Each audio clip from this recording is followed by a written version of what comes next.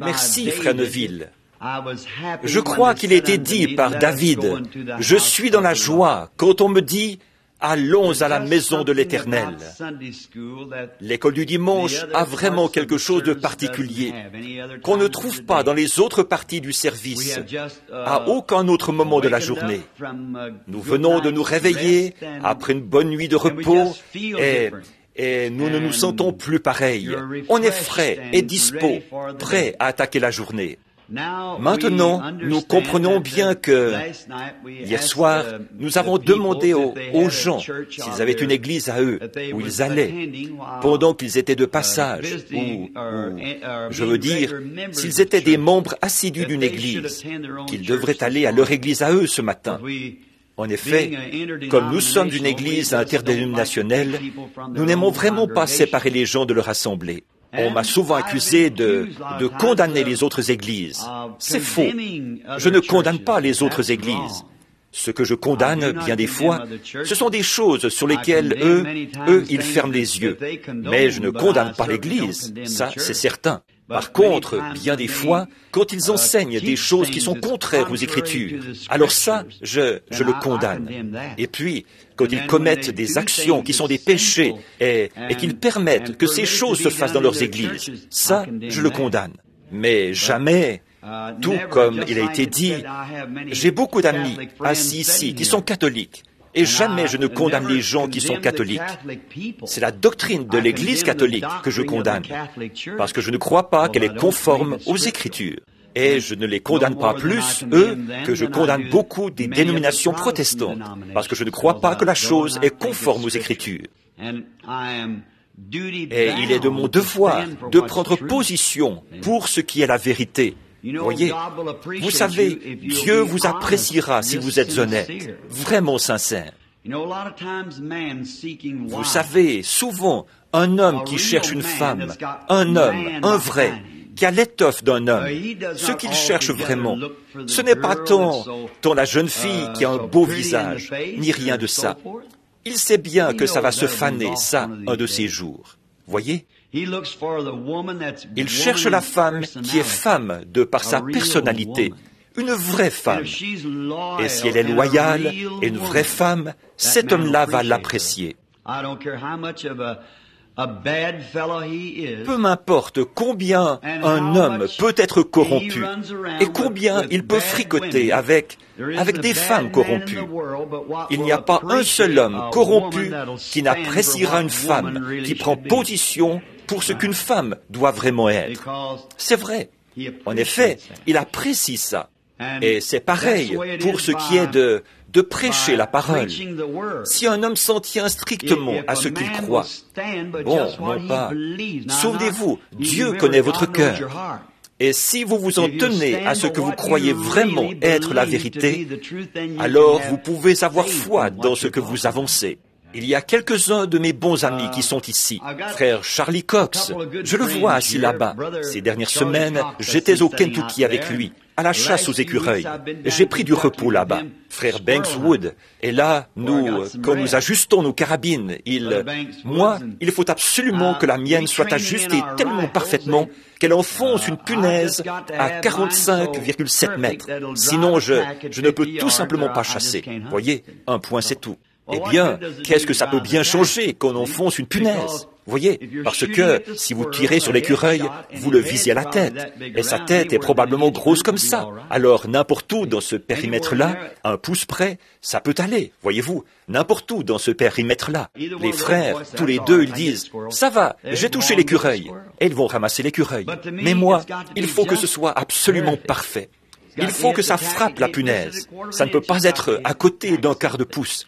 Il faut que ça frappe la punaise en plein centre. Sinon, me voilà tout énervé, tout chaviré. Et l'autre jour, j'étais assis dans les bois et je disais, « Seigneur, pourquoi est-ce que je suis si grincheux? Pourquoi est-ce que tu m'as fait grincheux comme ça ?» Je disais, voilà que Frère Banks est allé chasser avec sa carabine et il l'épaulait pour viser à travers la lunette. Et de temps à autre, un coup partait de travers parce que si c'est avec des munitions chargées à l'usine, c'est ce qui arrive de toute façon. Parce qu'il y a un peu plus de poudre, un peu moins de poudre. Mais le coup déviait un peu, d'un pouce ou deux. Frère Banks disait, « Oh, ça va, j'ai touché l'écureuil, ça va, ça ne le dérange pas. » Pour Charlie, c'est pareil. Mais moi, la mienne, il faut qu'elle frappe la punaise en plein centre. Sinon, je suis tout chaviré à cause de ça. J'ai dit, me voilà devenu un beau grincheux. Et puis, je me suis mis à regarder en arrière et je constate que ma vie est comme ça. Je suis fait comme ça. Et j'ai pensé, eh bien, pourquoi est-ce que tu m'as fait comme ça? Ça m'énerve, même si c'est juste un peu à côté de la cible, par là ou bien par là. Et c'est alors que le Seigneur m'a révélé ce qu'il en était. Pendant que j'étais assis là, au-dessus du vallon Glouton, nous étions en train de chasser. En fait, je crois que le nom du vallon est Glouton. Mais les écureuils mangent tellement vite que moi, je lui donne le nom de Glouton. Donc, pendant que j'étais là-haut, je me suis dit, c'est ça. Je refusais même d'enseigner que l'enfer existait, tant que je n'ai pas été absolument sûr. Voyez? Et donc, si l'Écriture prédit qu'il y aura la guérison divine, et si ça semble être comme ceci et comme cela, si un passage de l'Écriture dit Père, Fils et Saint-Esprit, comme s'il y avait trois dieux, et que là, je vois qu'il n'y en a qu'un seul. Maintenant, est-ce que je vais procéder un peu n'importe comment, m'en remettre à ce que d'autres hommes, à ce que disent là-dessus, le prendre comme ça? Si la Bible parle de la prédestination et de la grâce, et qu'ici, il est question des œuvres, et ici, il est question de la grâce, moi, je ne peux tout simplement pas le prêcher comme ça. Il faut que je démêle ça, et que je parcours la Bible maintes et maintes fois, jusqu'à ce que ça enfonce la punaise de façon parfaite. Voyez-vous, jusqu'à ce que vraiment ce soit parfaitement clair d'un bout à l'autre des Écritures. Alors, quand je me tiens là, je peux vraiment avoir foi dans ce que je fais, voyez-vous, de savoir que ce que vous prêchez, c'est la vérité.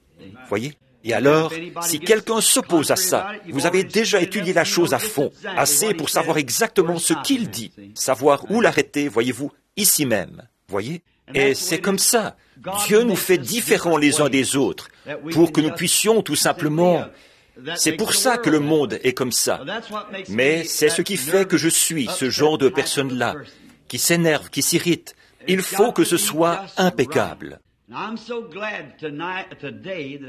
Et je suis très heureux ce soir, aujourd'hui, ce matin, de dire que je sais que le Seigneur Jésus n'est pas mort. Il est vivant et il est présent maintenant même, tout autant qu'il l'était à n'importe quel moment dans le monde, en Galilée ou n'importe où ailleurs. Il est le Fils vivant, ressuscité, omniprésent du Dieu vivant.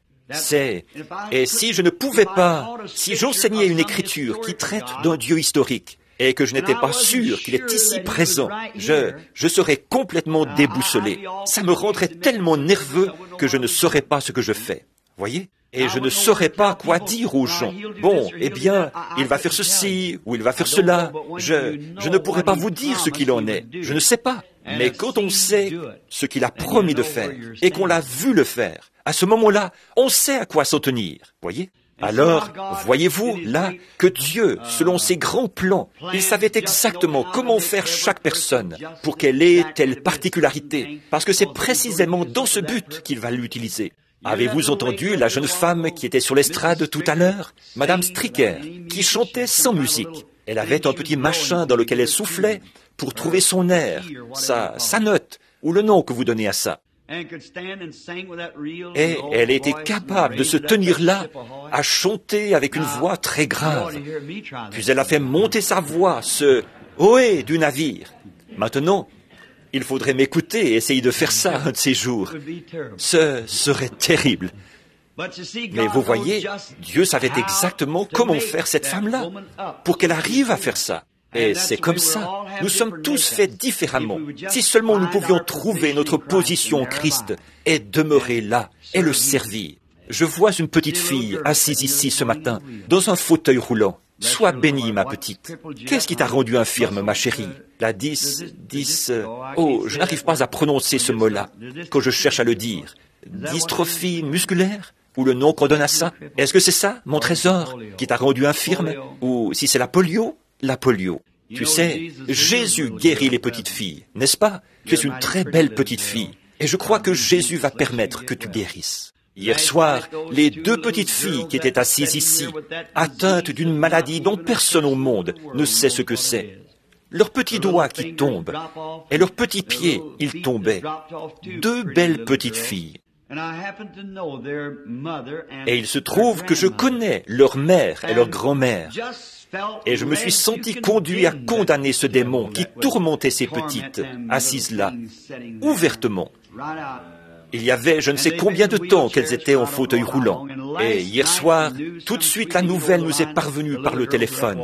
Les petites filles sont debout, elles marchent. Vous voyez que le Seigneur Dieu a répandu sa grâce sur elles. Oh, il est si bon vers nous. Nous devrions l'apprécier davantage. Et puis, je réfléchissais, pas plus tard qu'hier soir, après être rentré chez nous, quelques minutes après m'être couché, je réfléchissais. Quand l'âme est sortie d'un homme, qu'en est-il? C'est son être intérieur qui est parti. Il n'est pas mort, il est toujours vivant. Voyez, il vit à jamais. Et nos bien-aimés qui sont passés de l'autre côté de ce voile, ils sont dans un corps dont nous ne savons pas ce que c'est. Ça n'a pas été révélé. Tout est en 3 étapes. Il y a l'étape du corps mortel, du corps immortel, et puis du corps glorifié. Voyez? Tout comme d'autres choses, comme Père, Fils et Saint-Esprit. C'est dans un même canal. Et les 3 sont un. La justification, la sanctification, le baptême du Saint-Esprit, dans un même canal, qui font un seul. Et puis l'âme, le corps et l'esprit, qui constituent un seul être. Ça va par 3, et les 3 sont un. Prenez un morceau de verre à 3 angles et mettez-le au soleil. Il va refléter ses couleurs. Pourtant, les 7 couleurs vont se réduire à une seule.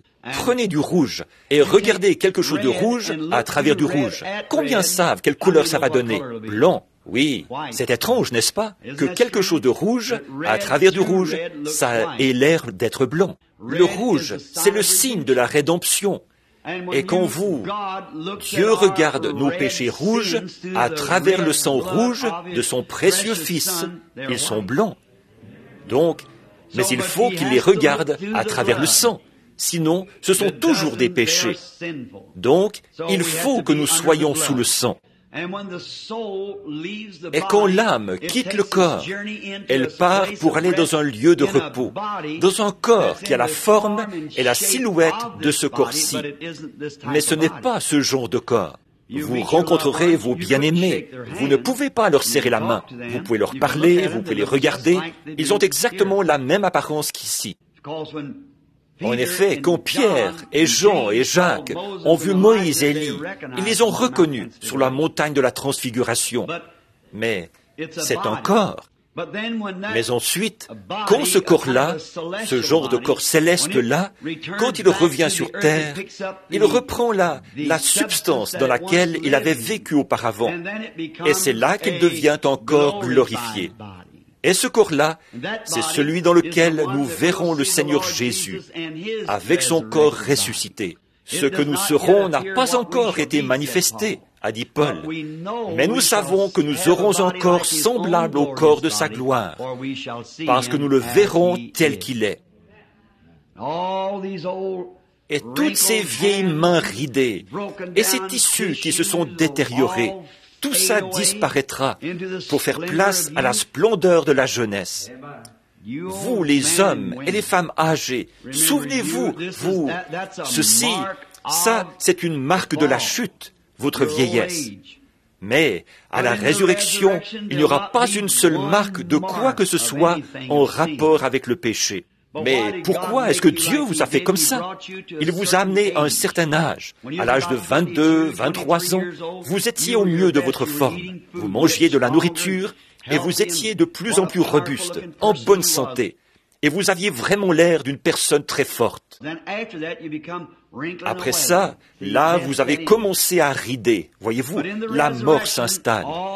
Mais à la résurrection, toute vieillesse sera effacée. Je suis en train de regarder un brave vieux prédicateur et sa femme. Ils ont 80 ans passés, je pense. Frère et sœur Kidd, qui prêchaient l'Évangile, peut-être même avant ma naissance. Et moi, je suis un vieillard. Et je les vois assis ici, un petit couple âgé. Ils ont l'air si paisibles. Et je m'imagine là, à la résurrection, quelle sera leur apparence.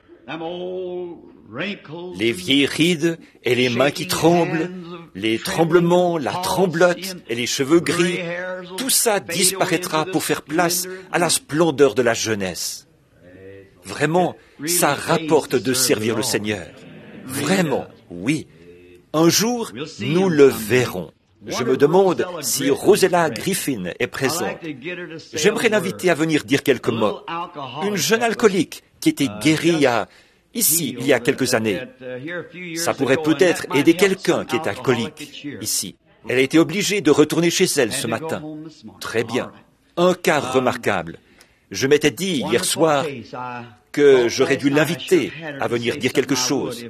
Je l'aurais fait si je l'avais su, qu'elle repartait ce matin. Il y a tant de choses que j'aimerais que les gens du tabernacle entendent. Maintenant, est-ce qu'il y a des gens ici qui vont se faire baptiser ce matin dans l'eau? Voyons voir. 1, 2, 3, 4, 5, 6. Il y en a à peu près 6 ou 7 ici qui vont se faire baptiser. Et le service de baptême se fera tout de suite après cette leçon de l'école du dimanche. Maintenant, la pièce de l'école du dimanche de notre sœur Arnold, pour ces tout petits, lui a été enlevée. Et nous allons simplement, si vous le voulez bien, sœur Arnold, nous serons presque obligés de remettre ça à la prochaine journée, parce que nous n'avons pas la pièce pour l'école. Et je vais lire un passage de l'Écriture, là, dans quelques minutes, pour les petits-enfants, qui va leur donner matière à réflexion à eux aussi. Et puis, dimanche prochain, vous reprendrez vos services habituels et l'école du dimanche. Maintenant, nous voudrions dire, voici une autre chose que je voudrais dire ce matin. Je leur avais dit de ne pas faire ça, mais ils l'ont fait quand même. Voyez, c'est qu'une offrande a été prise hier soir pour moi. Voyez-vous, une offrande. Je leur avais dit de ne pas faire ça. Voyez-vous. Mais ils l'ont fait quand même. Et quand je ne l'ai su qu'au moment où Billy m'a annoncé que mon frère Doc la lui avait apportée à la maison, et je ne l'ai pas encore compté, mais je crois qu'on a mentionné qu'elle était d'environ $300, ou d'un peu plus de $300. Est-ce que tu te souviens, Doc, du montant? Pardon, frère? $324,12. Je vous remercie beaucoup. Or, ça fait un bout de temps que je n'ai pas œuvré sur le champ de travail. Ça, vous le savez. Et mon secrétaire ici présent, ou quelques-uns de ceux qui sont ici ce matin, sont au courant que, où que je sois, mes dépenses, ici à la maison, s'élèvent à plus de $100 par jour. Les dépenses de bureau et tout, que je dois régler pour des mouchoirs et tout, envoyés partout dans le monde. Et je veux dire ceci comme encouragement pour vous ici. Par contre, si on considère le nombre de personnes, c'est l'offrande la plus généreuse que j'ai jamais reçue de ma vie. Est-ce que vous vous rendez compte que ça représente environ $1 par personne, en moyenne? Et la plupart des offrandes, là-bas, sur le champ de travail, sont en moyenne d'environ à peu près 22 ou 25 cents par personne. Mais la moyenne de celle-ci était $1 par personne. En effet, je sais qu'ici, on ne peut pas faire entrer. Ils ne font pas passer le plateau à offrande dehors. Et dans cette petite salle, je doute qu'on puisse entasser plus de 300 personnes. Est-ce que tu sais combien il y a de places assises dans le tabernacle, frère Neville? À peu près 300 personnes. Alors, vous voyez, ça représente environ $1 par personne. Dieu sait combien j'apprécie. Je vous remercie beaucoup, et ça va tout de suite être utilisé pour l'œuvre du Seigneur. Je vous remercie pour ça. Et si jamais des gens devaient partir avant ce soir, parce que, quand je suis rentré chez nous hier soir, sur le perron, il y avait une petite boîte comme ceci, et c'était un paquet de gelée, je crois, qui venait de quelqu'un. Vous savez, moi, j'aime beaucoup la gelée. J'apprécie ça. Et une sœur ici, dont il vaut mieux que je ne mentionne pas le nom, c'est une amie intime de la famille qui a laissé un cadeau gage d'amour chez ma mère, pour moi et pour Billy. Vous ne savez pas, sœur, combien j'apprécie et à quel point ce cadeau arrive au bon moment. Et, tant de choses. Vous comprenez. Et je suis sûr que lui, il comprend. Et alors, j'ai vraiment confiance qu'il bénira chacun de vous, infiniment. Je voudrais bien pouvoir aller chez vous, chacun de vous, et rester avec vous pendant un moment et causer avec vous. J'aime beaucoup faire ça. Mais vous savez ce que c'est. On ne s'arrête jamais. On est obligé de se déplacer avec rapidité. Franchement, tout de suite après le service de ce soir, si le Seigneur le veut, je vais quitter l'État, aussitôt le service terminé. Je dois sortir d'ici avant midi, j'ai un rendez-vous à midi, et j'ai un horaire chargé cet après-midi. Et vous savez ce que c'est, on ne s'arrête jamais. Des gens qui sont malades, qui se meurent. Souvent, je vais quelque part, et pendant que je suis là, tout simplement, quelqu'un arrive en disant « Est-ce que vous me reconnaissez, frère Branham ?» « Non. Eh bien, j'étais sur mon lit de mort à l'hôpital quand vous êtes venu prier pour moi. Le Seigneur m'a guéri. J'étais aveugle. Quand vous m'avez rencontré dans la rue ce jour-là, la vision est venue. Voyez ? Et je ne sais jamais de quoi il s'agit. Mais je médite cette pensée merveilleuse, frère Egan, qu'un jour, quand j'aurai prêché mon dernier sermon, que j'aurai prié pour la dernière personne pour laquelle le Seigneur voulait que je prie, et que je rentrerai à la maison au matin de la résurrection. Oh, quel jour ce sera! Quelle joie! Alors que je pourrai me tenir là, quand la reine du Midi paraîtra, je verrai quelle influence elle aura eue. Je verrai arriver là Billy Graham, l'influence que lui, il aura eue, Oral Roberts et tous les autres, Sankey, Finney, Moody, Calvin, Knox, et ainsi de suite. Et puis, je verrai arriver mon groupe. Oh, ça, ce sera la joie. Ce sera mon couronnement. C'est vrai. Et par la grâce de Dieu, j'espère que j'en aurai plusieurs millions avec moi là-bas. Et maintenant, je dois partir outre-mer très bientôt. Et maintenant, à ma connaissance, rien que dans nos réunions, à nous, pensez un peu à ça. J'en suis à mon 2e million d'âmes qui ont été gagnées à Christ. Et j'espère que j'en verrai bien des millions être gagnés. Donc, le service de baptême est, bon, les rendez-vous et tout. Or ça, ce sera continuel après la réunion. Si jamais, à un moment donné, vous revenez dans le but d'avoir un entretien privé ou quelque chose comme ça, vous n'aurez qu'à téléphoner à l'agent ici, frère Mercier. Il faut que nous ayons une façon de procéder. Il le faut. Ça, nous le savons. Frère Mercier, c'est lui qui note les noms, qui inscrit les noms, l'un à la suite de l'autre. Et dès que je n'ai plus de rendez-vous, qu'ils sont tous passés, quand j'arrive, je l'appelle et je lui dis, « J'ai terminé ce groupe-là. » Ils m'en donnent un autre groupe. Et voilà, c'est reparti. Voyez-vous. Alors, tout est coordonné par ce bureau-là. Et il sait exactement comment procéder pour réussir à faire venir chacun. Tous ceux qui peuvent venir, vous voyez. Alors, nous sommes très heureux que ce petit bureau fonctionne de cette manière. Donc, voilà, c'est Butler 21519. Et ou si vous appelez à Jeffersonville, vous n'avez qu'à me demander. Et c'est eux qui répondront là-bas au bureau. Et merci bien. Maintenant, nous allons simplement, avant d'aborder sa parole bénie, et souvenez-vous, immédiatement après ce service, et après le service de baptême, Billy sera ici pour distribuer des cartes de prière pour ce soir. Maintenant, comme ce soir est un soir de réunion, un dimanche soir, la plupart des gens de la ville seront à leur propre église. Et à Louisville et dans les environs, ceux-là seront à leur propre église. Par contre, ici, on aura surtout ceux qui viennent de l'extérieur. Donc, je pense que nous pourrons peut-être former une grande ligne de prière ce soir et prier pour chacun. J'ai confiance que c'est ce que nous ferons. Il y a déjà pas mal de cartes de prière qui ont été distribuées. Je pense que hier soir, qu'après la soirée d'hier, je me sentais vraiment comme si j'allais faire un de ces vols en solo, vous savez, comme on dit.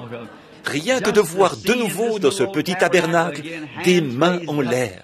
J'ai un petit garçon ici, et c'est vraiment un garçon, un vrai de vrai, le petit Joseph. Il a à peu près 3 ans, et pendant que tout le monde poussait des cris, le voilà qui se précipite dans l'allée centrale, et les mains en l'air, il se met à pousser des cris, à louer le Seigneur, en plein là, dans l'allée centrale. Et je pense que ce matin, il se chamaillait avec sa petite sœur, et il lui a mordu le bras. Alors je lui ai dit que de pousser des cris, ça ne donnerait pas grand-chose tant qu'il agirait comme ça. Oh là là, ces petits-là, ils savent vraiment se faire aimer, n'est-ce pas? Eh bien, naturellement, ce que c'est simplement qu'il voyait les autres faire ça. Alors il s'est dit que c'est ce qu'il devrait faire lui aussi. Et probablement qu'il prenait exemple sur nous, sur ce que nous faisions. Maintenant, sa parole est ouverte devant nous ici. Maintenant, parlons-lui donc à ce sujet. Maintenant, un petit Dieu bien-aimé, nous venons à toi en ce moment, avec respect, tranquillement, avec sérieux et avec foi, en croyant que tu écoutes et que tu exauceras la prière.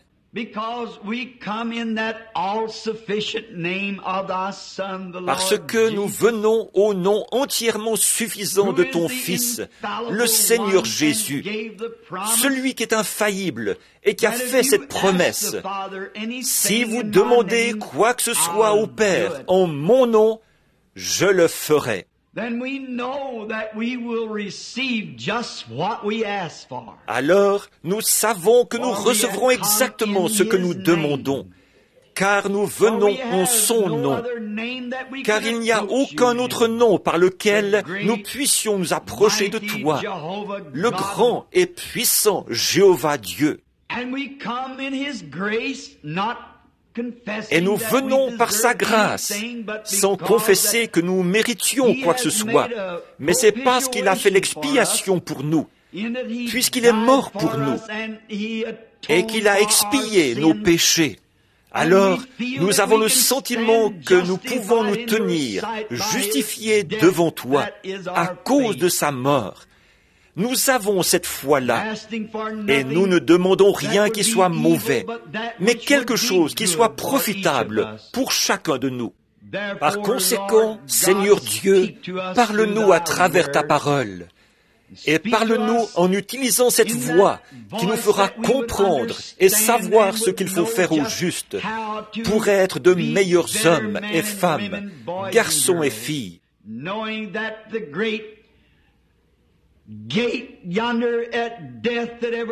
Sachons que cette grande porte là-bas de la mort, qu'à chaque battement de notre cœur, nous nous rapprochons d'un battement de cette porte, par laquelle nous entrerons tous.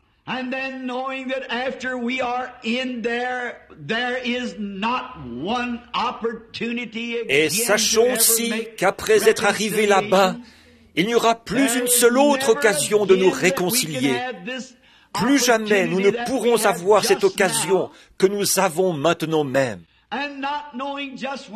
Et ne sachant à quel moment juste nous franchirons cette frontière, ô Dieu, viens à nous sans tarder et ramène-nous au bon sens pour que nous sachions comment nous approcher de toi et plaider notre cause devant toi et implorer ta miséricorde. Accorde-le, Seigneur. Nous sommes un peuple dans le besoin. Nous sommes des brebis. Nous réclamons le berger qui nous conduira tout au long de cette vie et dans la vallée de l'ombre de la mort.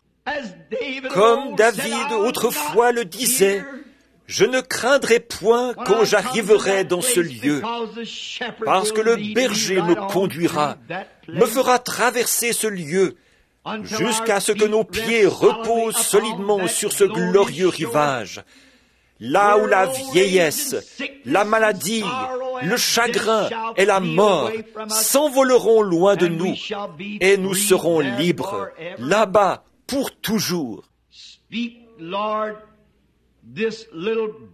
Parle, Seigneur, cette petite aux yeux brillants, la petite chérie de quelqu'un, qui est assise ici devant moi, dans ce fauteuil roulant. Je ne peux tout simplement pas détacher mes yeux de sur elle aujourd'hui. Infirme à cause de la polio, ce que le malin lui a fait. Ô Dieu, apporte la délivrance à cette petite chérie. Accorde-le, Seigneur. Non seulement à elle, mais aux autres ici qui sont dans l'attente. Que ton Saint-Esprit les élève tellement haut ce matin qu'ils traverseront toutes les vibrations du doute et toutes les barrières du péché.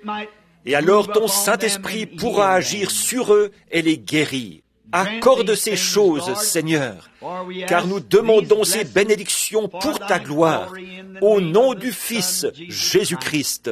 Amen.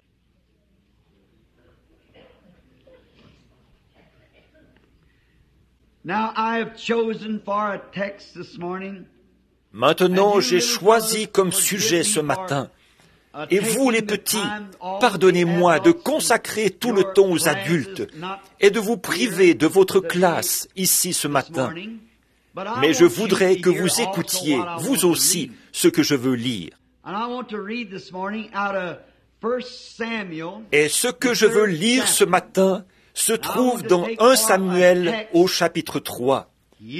Et je voudrais prendre comme sujet « Écouter sa voix », ce qui conviendra aux petites filles et aux grandes filles, aux petits garçons et aux grands garçons, à tous. Souvenez-vous du sujet « Écoutez sa voix ». Maintenant, pour vous qui prenez dans les Écritures 1 Samuel chapitre 3, voici ce qu'on y lit aux 10 premiers versets.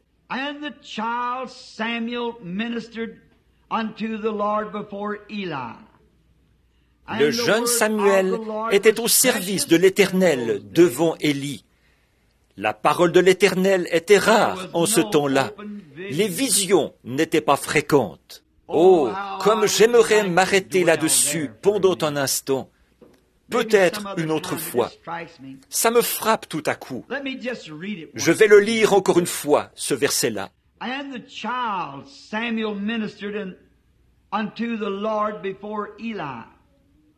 Le jeune Samuel était au service de l'Éternel devant Élie.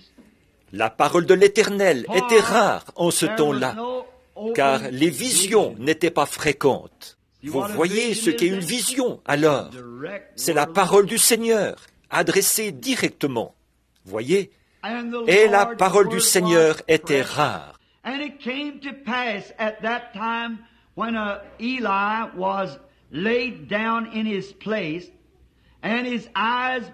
En ce même temps, Élie, qui commençait à avoir les yeux troubles et ne pouvait plus voir, était couché à sa place. La lampe de Dieu n'était pas encore éteinte, et Samuel était couché dans le temple de l'Éternel, où était l'arche de Dieu. Alors l'Éternel appela Samuel. Il répondit, « Me voici. »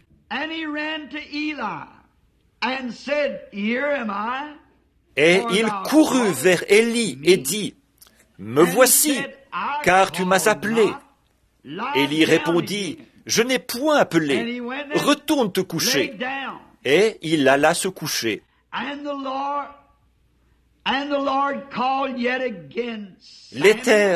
L'Éternel appela de nouveau Samuel. Et Samuel se leva, alla vers Élie et dit, « Me voici, car tu m'as appelé. » Élie répondit, « Je n'ai point appelé, mon fils. Retourne te coucher. » Samuel ne connaissait pas encore l'Éternel, et la parole de l'Éternel ne lui avait pas encore été révélée. L'Éternel appela de nouveau Samuel pour la 3e fois. Et Samuel se leva, alla vers Élie et dit, « Me voici, car tu m'as appelé. » Élie comprit que c'était l'Éternel qui appelait l'enfant.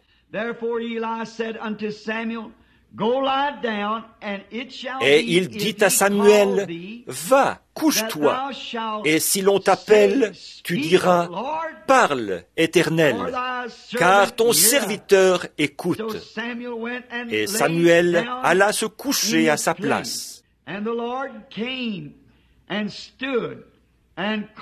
L'Éternel vint et se présenta, et il appela comme les autres fois, « Samuel, Samuel !» Et Samuel répondit, « Parle, car ton serviteur écoute. »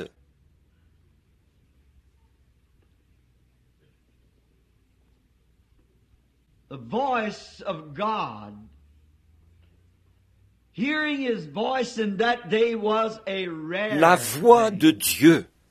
Entendre sa voix en ce temps-là, c'était quelque chose de rare. Voyez-vous, il n'y avait pas de vision ouverte, et c'était quelque chose de rare, la vraie voix de Dieu, parce que les gens s'étaient éloignés. Ils avaient une église en ce temps-là qui ne suivait pas les commandements du Seigneur. Ils avaient un ministre qui s'appelait Élie. Et il s'était éloigné de Dieu en se contentant d'enseigner les préceptes qui correspondaient à ce que les gens voulaient croire. Voilà bien un tableau comparable à celui d'aujourd'hui. Il se contentait d'enseigner aux gens et il prenait les morceaux de choix. Il laissait ses fils prendre à la fourchette les meilleurs morceaux de chair de l'offrande. Ils en étaient tout simplement au point où l'essentiel était l'offrande.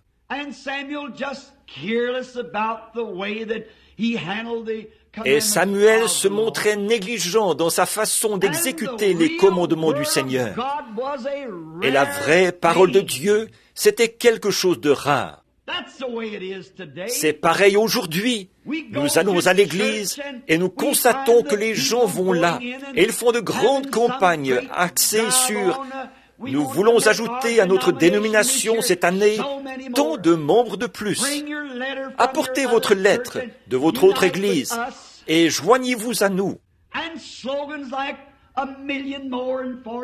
Et des slogans comme « 1 million de plus en 44 » et toutes sortes de choses comme ça. Ils crient, ils cherchent à surpasser en nombre l'autre dénomination. Et c'est ainsi que nous avons levé les barrières de la Bible. Nous nous sommes éloignés et nous nous sommes mis à enseigner différentes choses.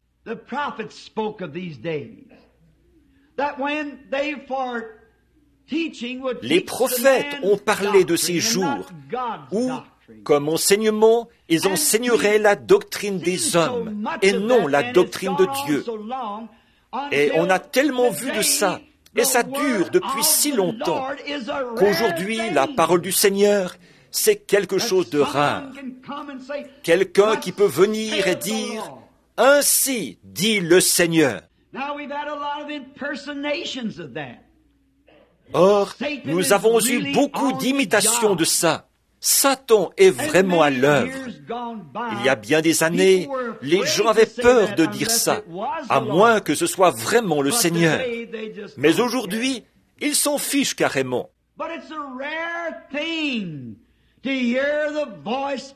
Mais c'est quelque chose de rare d'entendre la voix du Seigneur et de trouver une personne qui puisse dire « Le Seigneur m'a parlé ».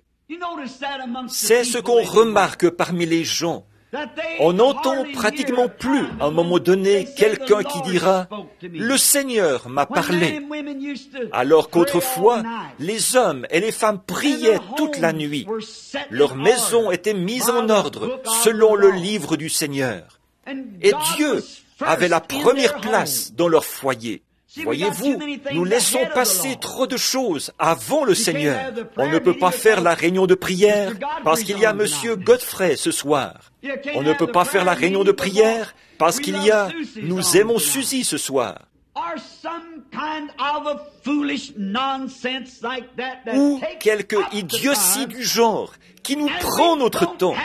Alors, nous n'avons pas le temps d'écouter la voix du Seigneur. Et ceux qui prétendent être chrétiens, ils se contentent de s'agenouiller, de faire une petite prière comme ceci, une petite prière maison comme « Seigneur, bénis-moi et bénis ma famille et prends soin de nous. Bonne nuit. » Et le lendemain matin, ils se lèvent et disent « Guide-nous tout au long de la journée. Bonne journée. »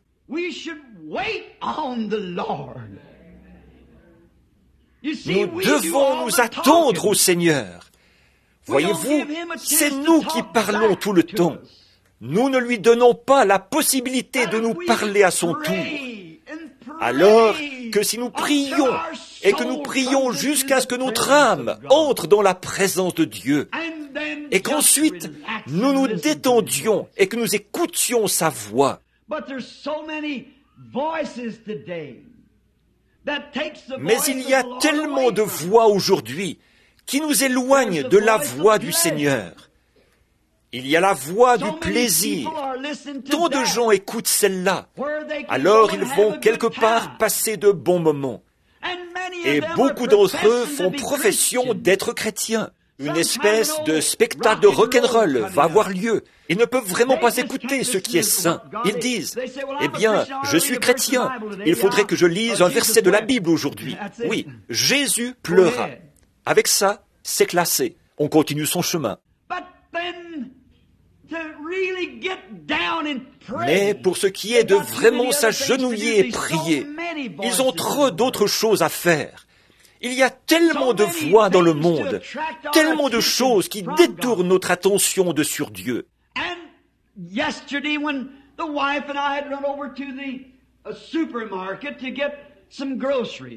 Hier, quand ma femme et moi nous sommes allés au supermarché acheter des provisions, et je me dépêchais parce que j'étais en retard.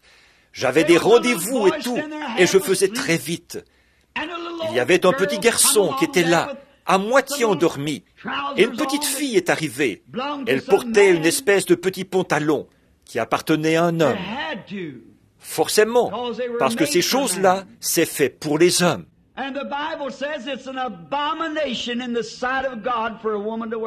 Et la Bible dit que c'est une abomination aux yeux de Dieu qu'une femme porte ça. Et avec tout plein de rouge à lèvres ici, et les yeux à moitié endormis, elle a dit « Où est telle chose ?» à ce petit garçon. Il a dit « Comment veux-tu que je le sache ?» Elle a dit « N'oublie pas que je ne suis rentrée qu'à 6 heures ce matin. » Et elle n'avait pas plus de 12 ans. Or Jésus, à 12 ans, lui qui était notre exemple, il a dit « Ne savez-vous pas qu'il faut que je m'occupe des affaires de mon Père ?»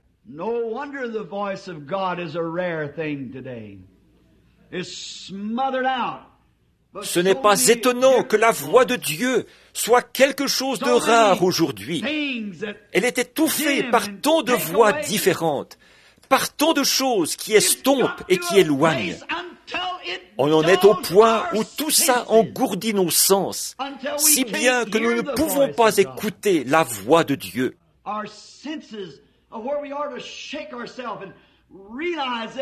Nos sens, alors que nous devrions nous secouer, prendre conscience que vous êtes des hommes et des femmes, et que vous êtes la création de Dieu, et que vous avez été placés ici pour le servir.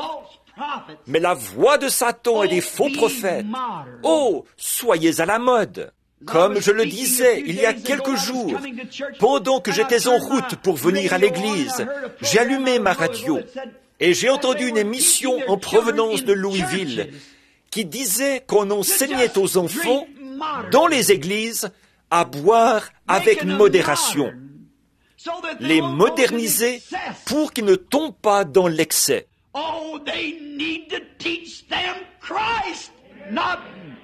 Oh, ce qu'il faut, c'est qu'on leur enseigne Christ, pas à boire. Cette chose-là, ça va démolir, détruire et damner n'importe quel foyer. Comment la voix de Dieu pourrait-elle parler dans une famille où on est à moitié sous au whisky et avec la pensée paralysée par le tabac et l'alcool et d'avoir fait la bombe toute la nuit? Les hommes qui s'attendent à Dieu entrent dans sa présence. Et entrer dans la présence de Dieu, c'est comme de sortir tôt le matin, quand il y a la rosée et que les chèvrefeuilles sont odorants. Quand on entre en présence d'une personne comme ça, on sait qu'elle a été avec Dieu. Ma femme me disait, en venant ce matin, elle disait, « Billy, je ne dis pas ça pour couvrir quelqu'un de fleurs. » Mais, disait-elle, hier soir, je crois, ou lundi soir, disait-elle, j'étais assise près d'une des petites Amish, une petite dame avec un petit bonnet sur la tête. Elle disait, et on voyait que cette femme avait été avec Jésus, car elle était douce, son âme était sereine, ses yeux étaient clairs. Il n'y avait aucun péché, ni rien à cacher derrière, ni quoi que ce soit. Elle avait été dans la présence de Dieu. Ses sens n'étaient pas engourdis par le whisky, par le tabac et par toutes sortes de choses de ce monde. Elle avait été rafraîchie par la présence de Dieu. Elle lisait sa Bible. Elle étudiait la parole de Dieu. Mais nous, les Américains modernes, qu'est-ce que nous faisons? Et les faux prophètes qui sont derrière la chair disent qu'il n'y a pas de mal à ça. J'ai bien envie de dire ceci. Si j'ai tort, que Dieu me pardonne. Je suis persuadé que beaucoup d'entre eux ne connaissent pas Dieu. Et l'assemblée ne montera jamais plus haut que son pasteur. Ce n'est pas étonnant que l'Écriture dise, ces bergers qui ont dispersé le troupeau, malheur à eux, ce sont les sarments qui ne portent pas de fruits, qui seront arrachés et brûlés.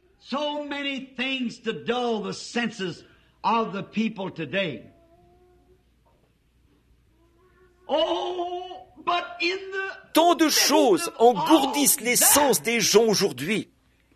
Oh, mais au milieu de tout ça, malgré tous les engourdissements et toutes les voix qu'il y a dans le monde aujourd'hui, quelques-unes d'entre elles, des voix de plaisir, quelques-unes d'entre elles sont des voix de péché pour attirer les gens par la ruse. Mais malgré tout ça, la vérité de Dieu demeure encore aujourd'hui. Celui qui écoutera ma voix et qui viendra après moi. Les hommes et les femmes qui écouteront la voix de Dieu. Dieu attend toujours de parler à chaque individu qui ouvrira ses oreilles pour écouter la voix de Dieu. Si un homme, quel qu'il soit, un pasteur, bien des fois les gens disent, ne pourriez-vous pas faire ceci? Ne pourriez-vous pas faire un saut à tel endroit? Ne pourriez-vous pas faire ceci? Oh, j'aimerais bien le faire, mais il faut que je reste dans la présence de Dieu, si je compte faire les choses correctement. Après ça, les gens disent, oh, frère Branham, c'est un isolationniste. Ce n'est pas ça. J'aime les gens. Seulement, il y en a des milliers. Mais il faut que je reste avec lui pour voir ce qu'il veut que je leur dise. Quelque part, écoutez seulement. Il aura quelque chose pour vous qu'il veut que vous sachiez. Pasteur, ne soyez jamais trop occupé pour rester dans la présence et prêter l'oreille à sa voix. Dieu tient toujours sa parole. Et peu importe combien les temps peuvent être mauvais, combien votre Église peut apporter un enseignement contraire à ça, Jésus-Christ est toujours disposé à s'adresser avec cette petite voix tranquille à quiconque prêtera l'oreille pour l'écouter. Il est toujours prêt à le faire, pourvu que nous nous tranquillisions. Mais nous arrivons tout d'un coup, tout agités, et nous disons, « Hé, pasteur, est-ce que je pourrais adhérer à cette Église? Vous êtes de quelle Église? De telle Église. Bon, apportez-nous votre lettre. Oh là là, est-ce que je pourrais adhérer à cette église? Oh, mais oui, avancez-vous, et on va vous asperger un peu avec de l'eau, et inscrire votre nom sur le registre, et on vous donnera la main d'association. Voyons, même la loge des francs-maçons a plus d'ordre que ça. C'est vrai, la loge des francs-maçons et tous les autres clubs, c'est bien. Mais ce n'est tout de même pas la maison de Dieu. C'est dans ce lieu-là que Dieu parle. Ces clubs-là, ils cherchent à vous rendre moral. Mais Dieu vous rend juste par Jésus-Christ, son Fils. Or, il y a un code d'éthique pour ça. Dieu a une nouvelle naissance pour vous. Mais écoutez sa petite voix tranquille. Vous tous qui faites profession d'être chrétiens, tranquillisez-vous devant lui. Ne laissez pas la lessive vous faire obstacle. Ne laissez pas le travail vous faire obstacle. Ne laissez rien vous faire obstacle. Ne dites à personne ce que vous faites. Approchez-vous simplement de lui. Allez quelque part dans les bois. Rangez-vous au bord de la route. Entrez dans le secret de votre chambre et fermez la porte.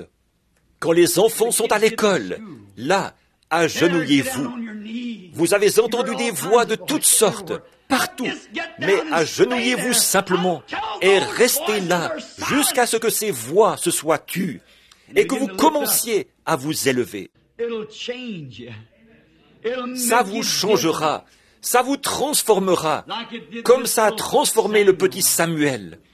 Ça produira un effet sur vous, à condition que vous le fassiez. Alors ça fera de vous ce que vous devriez être. Ça fera de vous le genre de chrétien que vous devez être.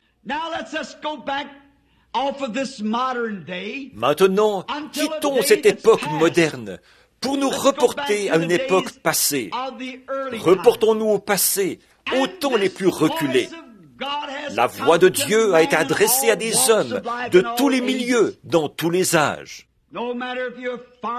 Que vous soyez cultivateur, que vous soyez cordonnier, quoi que vous soyez, Dieu parle encore. Que vous soyez un pécheur, que vous soyez une prostituée, une impudique, que vous soyez un ivrogne, que vous soyez, quoi? Un membre d'une église locale, un membre de nom, quoi que vous soyez, la voix de Dieu attend toujours de pouvoir vous parler. I'm thinking now of Moses, when he is already 80 years old, and had 80 years Je pense maintenant à Moïse, alors qu'il avait déjà 80 ans, qu'il avait 80 ans de formation théologique. Et il connaissait les Écritures, il les connaissait bien, et il avait reçu la promesse qu'il allait être le libérateur de son peuple. Et pourtant, connaissant seulement les Écritures et n'étant qu'un membre d'église formaliste, de l'église moderne de l'époque, il a pris lui-même la chose en main. Il a essayé de le faire lui-même. Il a tué un Égyptien. Voyez-vous ce que vous faites quand vous n'écoutez pas Dieu? Vous faites un beau gâchis. Tandis que le diable, ce matin, est là à dire, ne va pas te faire baptiser. Un autre qui dit, oh, remets ça plus tard. Un autre qui dit, vaudrait mieux t'assurer de bien savoir ce que tu fais. Et l'autre qui dit, tu ne pourras plus t'amuser. Le seul moyen de régler la question, c'est de confronter ça avec la parole de Dieu. Mais aujourd'hui, on dirait que les gens ne veulent pas faire ça. Et Moïse, il était allé consulter les meilleurs rabbins. Mais eux, ils étaient devenus formalistes et froids. Il avait écouté l'histoire que sa mère lui avait racontée, qu'on l'avait caché parmi les joncs, et que les gros alligators n'avaient pas pu se saisir de lui, que, porté par le courant, il y avait ce petit bébé, alors que les vieux alligators, ils étaient devenus tout gras. Ceci, c'est pour les petits-enfants. Ils étaient devenus gras à manger ces petits bébés-là. Il y avait des vieilles femmes au nez crochu, des femmes policiers, qui n'avaient jamais eu de bébé, qui ne savaient pas ce que c'était que d'aimer un bébé. Eh bien, elles allaient là-bas, elles prenaient les petits bébés et elles les tuaient. Puis elles les jetaient dans le fleuve. Ces vieux alligators étaient devenus tout gras à manger ces petits bébés. Et pourtant, Dieu a mis à cœur à cette mère d'installer son bébé dans les bras même de la mort. C'était un type de Christ, vous le voyez, n'est-ce pas? Il s'est jeté dans les bras même de la mort. Et tous ces vieux alligators s'approchaient de ce tout petit panier qui descendait le fleuve. Savez-vous pourquoi ils ne pouvaient pas manger ce petit bébé-là? Il y avait un ange posté là. File d'ici. Pourquoi Dieu donne ordre à ses anges de veiller sur son peuple? N'aie pas peur, ma chérie. Dieu veille sur toi. Le diable aura beau essayer de te faire quelque chose, mais Dieu est plus grand. Voyez? Alors les alligators devaient s'éloigner en vitesse de ce petit panier. Et pourtant, Moïse savait toutes ces choses. Et pourtant, après 40 ans de formation, et puis dans le désert, encore là, il a essayé de prendre lui-même la chose en main. Nous connaissons la Bible, nous savons ce que Dieu nous a dicté, et pourtant nous disons, bon, eh bien, ceci, nous allons l'arranger comme ceci. C'est que les jours des miracles, ça n'existe plus. Nous savons, nous ne croyons pas qu'ils soient encore là aujourd'hui. Nous croyons que les jours des miracles sont passés. Et l'aspersion, c'est tout aussi valable que l'immersion. Et Père, Fils et Saint-Esprit, c'est tout aussi valable que le nom du Seigneur Jésus. Et alors, nous allons simplement, tous les autres suivent cette voie-là, alors nous allons simplement faire pareil. Moïse avait été un militaire. Et il s'est dit qu'avec le genre de formation qu'il avait reçu comme militaire, il allait simplement pouvoir lever la main sur les Égyptiens et les tuer. C'est aussi valable que de faire ce que Dieu a fait. Avez-vous déjà réfléchi à ça? Tout le monde condamne Moïse parce qu'il a tué un homme. Et quand il est retourné là-bas avec l'onction du Saint-Esprit sur lui, il a tué tout le lot. Et personne n'a dit un mot là-dessus. Il a tué toute l'armée de Pharaon. Mais Dieu était là-dedans. Dieu n'y était pas la première fois. Et donc, Moïse, gonflé à bloc avec sa théologie d'église, il allait être le prochain Pharaon. Et nous voyons qu'il ne connaissait toujours pas Dieu. Mais un matin, derrière le désert, un vieillard de 80 ans, avec la barbe qui descendait très bas, il a vu un buisson ardent et il s'est détourné pour voir ce qui se passait. Et quand il s'est approché du buisson, il a entendu une voix. Dieu avait été obligé de le tranquilliser pendant 40 ans avant de pouvoir lui parler. Et nous ne restons même pas tranquilles pendant 10 minutes pour que Dieu puisse nous parler. Avec tout ce qu'il y a aujourd'hui comme grondement et comme bourdonnement. Et pourtant, Moïse, après 40 ans, il s'est tenu là, et en présence de ce buisson et de cette voix qu'il a appelée, il en savait plus sur Dieu après 5 minutes qu'il en avait appris en 80 ans de formation. Ça a fait de lui un homme transformé. Ça fera de vous un homme et une femme transformés, pourvu que vous restiez tranquille assez longtemps pour écouter sa voix. Comme Samuel l'a fait, restez tranquille, ne vous énervez pas. S'il y a quelque chose que vous désirez recevoir de Dieu, demandez-le lui. Ensuite, restez tranquille et écoutez. Voyez ce qu'il en dira. Ouvrez simplement votre cœur. Dites, qu'est-ce que tu en dis, Seigneur Jésus? Restez là. S'il ne répond pas au bout des 5 premières heures, alors attendez encore 5 heures. S'il ne répond pas aujourd'hui, alors il répondra demain. S'il ne répond pas cette semaine, il répondra la semaine prochaine. Restez là jusqu'à ce qu'il réponde. Écoutez sa voix répondre dans votre cœur. Dire, oui, je suis l'Éternel qui te guérit. À ce moment-là, l'affaire est classée. Pour vous, c'est réglé à ce moment-là. Vous voyez? Je suis l'Éternel qui pardonne tous tes péchés. Maintenant, va et ne pêche plus. Je ne te condamne pas. À ce moment-là, vous pouvez repartir libre. Tout va bien pour vous. Mais vous devez être bien certain d'avoir entendu cette voix vous parler. Moïse l'a entendu. Il a été un homme changé. Considérez Ésaïe, le prophète. C'était un jeune homme dont l'avenir était assuré. Le grand roi Osias, qui avait été favorisé à l'époque, c'était un homme juste, un homme bon. Il aimait Ésaïe, car il savait qu'il était prophète. Et alors, celui-ci se reposait sur le roi. Tout ce qu'il désirait, eh bien, Osias le lui donnait. Chaque fois qu'il désirait quelque chose, eh bien, le bon roi le lui donnait. Mais à un moment donné, le roi est mort. La prospérité, ça détruit toujours les gens. C'est une déclaration brutale. Mais la prospérité éloigne l'homme de Dieu.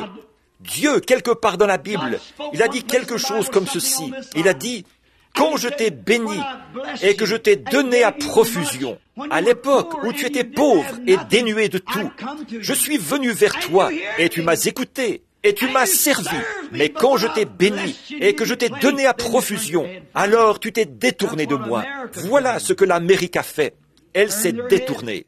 Voilà ce que les églises ont fait. Vous pouvez être installés à l'angle des rues, y avoir de beaux grands bâtiments et des millions de dollars par investis là-dedans, et que tout soit facile comme bonjour. Ce n'est pas étonnant que vous n'ayez pas le temps d'écouter la voix de Dieu.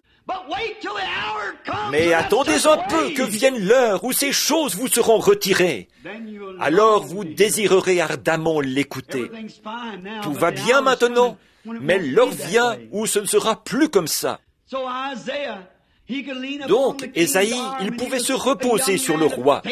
C'était un jeune homme qui était apprécié, un jeune homme qui avait un très bon esprit. Alors le roi l'aimait. Mais un jour, les appuis lui ont été retirés. Le roi est mort. Et après que le roi est mort, Ésaïe a été obligé de marcher seul. C'est là qu'il s'est mis à regarder autour de lui et qu'il s'est aperçu que tout le monde n'était pas comme le roi. On vous mettra à la porte un de ces jours, des groupes interdénominationnels comme ceci. Il viendra un temps où vous devrez faire partie d'une organisation, sinon vous ne pourrez pas adorer. Comme vous le savez, c'est ce que l'Écriture dit. Pour le moment, ils se contentent de se moquer de vous, mais il viendra un temps où il y aura un boycottage, car la marque de la bête doit être apposée. Ou bien vous ferez partie de la confédération des églises, la bête comme à Rome, ou bien vous n'adorerez pas du tout. C'est ce que dit l'Écriture. C'est là que vous devrez vous écrier comme Ésaïe. Il est allé dans le temple et c'est là qu'il a pris conscience. Il a levé les mains et il a dit, « Ô Éternel, je suis un homme dont les lèvres sont impures. » Vous vous imaginez que vous êtes bon, mais attendez un peu que ce moment-là arrive. J'habite au milieu de gens dont les lèvres sont impures. Qu'est-ce qu'il y a eu? À ce moment-là, c'était pour lui une question de vie ou de mort. Et ceci, quand pour vous ce sera une question de vie ou de mort, alors il se passera quelque chose. Ça ne l'est pas encore assez pour vous. Oh, eh bien, j'ai adhéré à l'Église. Avec ça, c'est réglé. Mais il faut que ce soit pour vous une question de vie ou de mort. Il faut que vous ayez vraiment besoin de Dieu. Jésus a dit, « Heureux ceux qui ont faim et soif de justice, car ils seront rassasiés. » Mais tant que vous vous satisferez des choses du monde, comment est-ce que Dieu pourra jamais vous parler? Vous dites, « Dieu ne m'a jamais parlé. » Pourquoi? Il le veut, mais vous êtes trop remplis des choses du monde. C'est là le problème chez nous aujourd'hui. Nous occupons tout notre temps aux choses du monde et aux plaisirs du monde, et nous ne consacrons aucun temps à Dieu. C'est vrai. Donc, nous voyons que c'était devenu pour Ésaïe une question de vie ou de mort. Et il s'est écrié, il a confessé ses péchés, il a confessé les péchés du peuple. Et une fois sa confession terminée, il a entendu un bruit au-dessus de lui. Et quand il a levé les yeux, il y avait là les chérubins qui volaient de long en large dans le bâtiment. Ils avaient des ailes dont ils se couvraient la face, des ailes dont ils se couvraient les pieds, et des ailes dont ils se servaient pour voler. Et ils criaient, « Saint, Saint, Saint est le Seigneur Dieu, le Tout-Puissant. » Quelque chose était en train de se passer. C'était devenu pour Ésaïe une question de vie ou de mort. Dieu est entré en action. Et Ésaïe s'est écrié, « J'ai les lèvres impures », car une voix venait de parler. Ça l'avait changé. « Qui marchera pour nous ?» a dit la voix. « Qui ira? Qui est disposé à se tenir à la brèche au milieu de cette bande de théologiens? Qui ira aujourd'hui déclarer que je suis toujours Dieu? Qui ira condamner leur impureté? Qui démolira leur dénomination et donnera un nouvel essor aux puissances du Dieu vivant? Qui ira? Ésaïe a dit, « Seigneur, avant de pouvoir y aller, je dois être transformé. » Il devait être débarrassé de ses petites peurs et de ses agitations. Il en sera de même pour chaque individu que Dieu appellera. Vous devez naître de nouveau, être changé et renouvelé. Pas une imagination, mais dans votre cœur, quelque chose qui se produit réellement. Et l'un des anges, si vous demandez, vous recevrez. L'un des anges est allé à l'autel d'airain. Il a pris les pincettes, il a étendu le bras et il a pris une pierre du feu ardent. Il a volé vers Ésaïe, il a mis cela dans sa bouche. Il a dit, « Maintenant tu es pur, va, prononce la parole. » Ésaïe était changé après avoir entendu cette voix. Et puis, dans les dernières années de sa vie, il a écrit une Bible complète. Il a commencé à la Genèse et il a terminé dans l'Apocalypse. Il y a 66 livres dans la Bible. Il y a 66 chapitres dans Ésaïe. Pourquoi? Parce que c'était devenu pour lui une question de vie ou de mort, au moment où il en avait vu le besoin plus que jamais.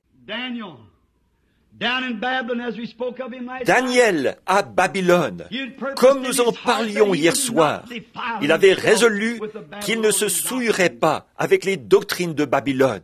Mais un jour, là-bas, Daniel avait un besoin, et il savait que ce qu'il voulait, c'était entendre la voix de Dieu, bien qu'il ait eu les Écritures.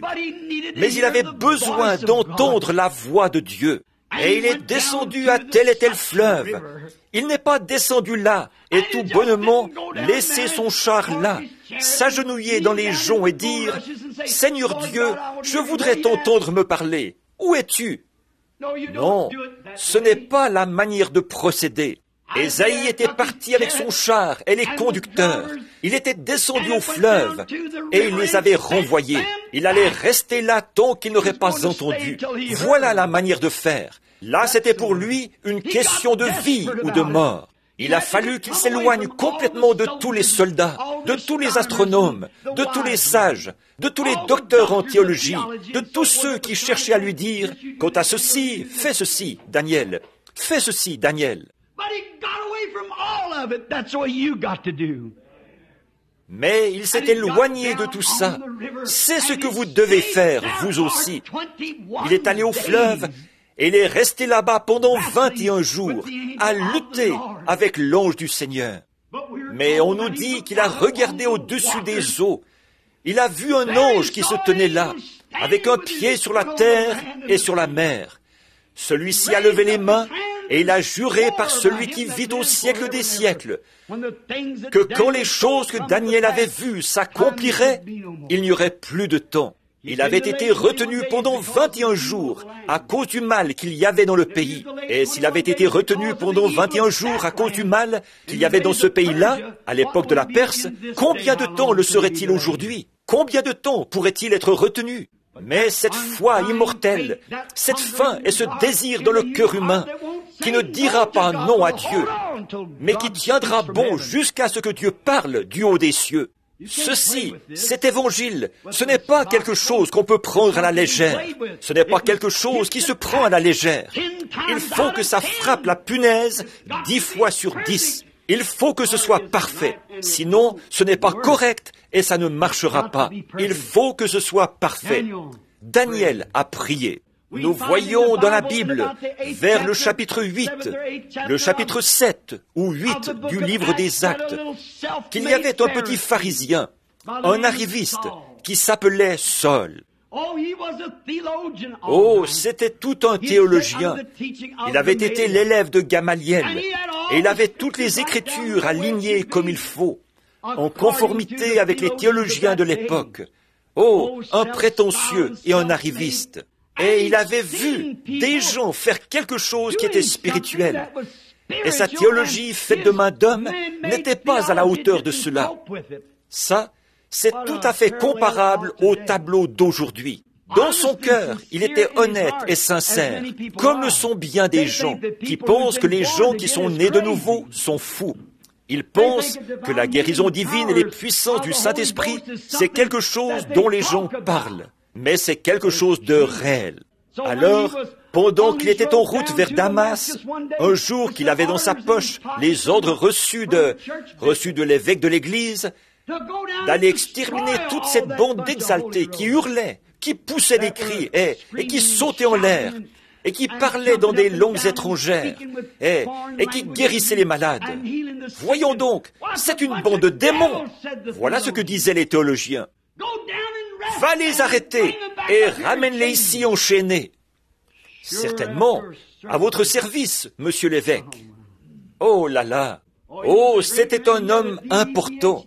Il avait un doctorat en théologie, vous savez. Alors il a sauté sur son cheval et le voilà parti, lui et ceux qui l'accompagnaient. Mais pendant qu'il était en route, vers midi, quelque chose l'a jeté par terre. Et il s'est roulé dans la poussière, comme un fou, l'écume aux lèvres. Il a entendu une voix qui disait « Saul, Saul, pourquoi me persécutes-tu » Qu'est-ce que c'était? Ce n'était pas un théologien qui lui parlait, mais une voix qui venait du ciel.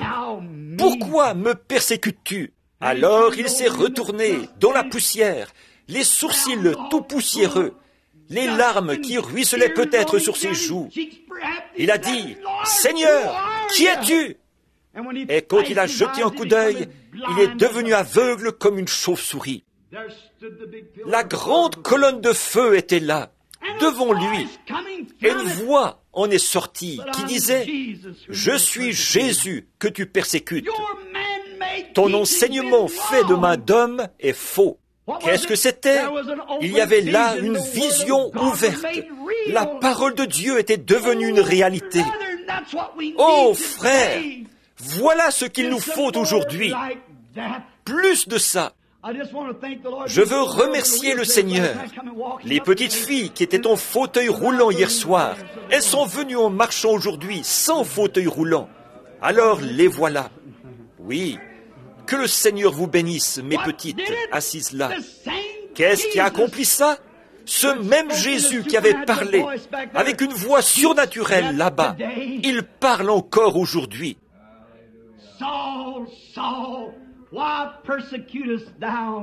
Saul, Saul, pourquoi me persécutes-tu? Saul a été un homme changé, et les gens devraient être changés aujourd'hui, alors qu'ils peuvent voir et entendre la voix du Dieu vivant parler comme il l'avait fait quand il marchait en Galilée. Oh, certainement. Saul, Saul, pourquoi me persécutes-tu? Qu'est-ce qui a produit cet effet? Est-ce qu'il l'a emmené à un séminaire pour lui enseigner une nouvelle théologie? Non. Qu'est-ce qu'il a fait? Il lui a parlé. Il y avait là une voix littérale qui parlait à travers une nuée. Qu'est-ce que c'était? Ce même Dieu qui avait tonné sur le mont Sinaï.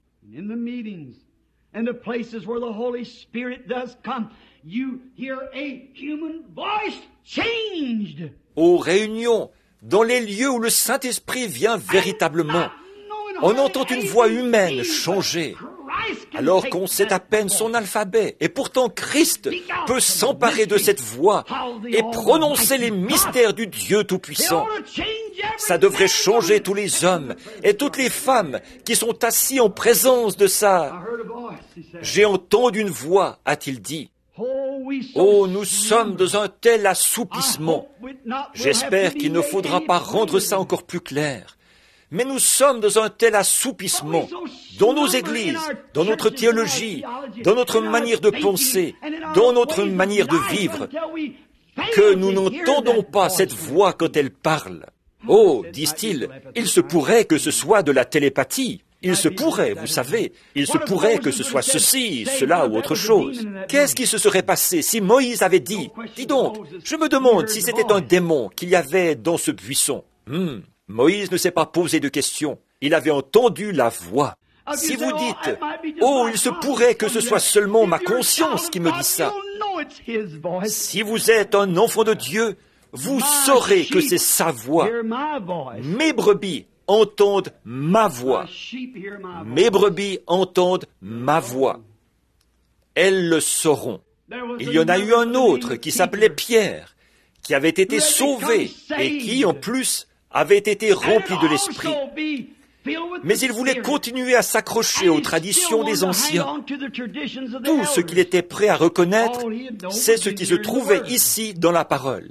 Un jour, sur le toit, alors qu'il voulait observer les traditions de pas de viande, ne pas manger de viande, et les sabbats, et ainsi de suite, beaucoup de bonnes personnes cherchent encore à s'accrocher à ce genre de choses.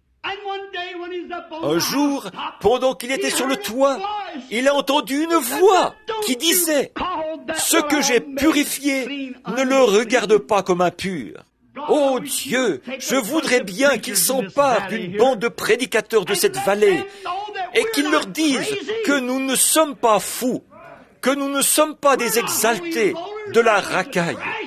C'est l'Esprit du Dieu vivant. Et les hommes et les femmes sont ivres de sa bonté. Ce n'est pas de la sorcellerie, ni de la télépathie mentale. C'est l'Esprit du Dieu vivant. Détachez-vous de vos traditions, les anciens, et écoutez la voix du Dieu vivant. Ça vous changera. Vous ne deviendrez pas l'un de leurs persécuteurs. Vous voudrez être l'un d'entre eux. Si vous pouvez franchir les barrières de toutes vos doctrines, en arriver au point où vous pourrez flotter jusque dans sa présence là-bas, alors il se passera quelque chose. Vous ne croirez pas que les jours des miracles sont passés. Vous croirez qu'ils sont là, maintenant même, parce que c'est sur vous qu'un miracle se sera opéré, bien sûr, pour changer un homme. C'est ce que la voix de Dieu fait toujours. Elle change des hommes et des femmes et fait d'eux ce qu'ils devraient être. Non pas ce que les écoles et les professeurs en ont fait, mais ce pourquoi Dieu les a façonnés. La voix qui parle. J'ai entendu une voix. Oh, j'aimerais entrer dans des expériences personnelles.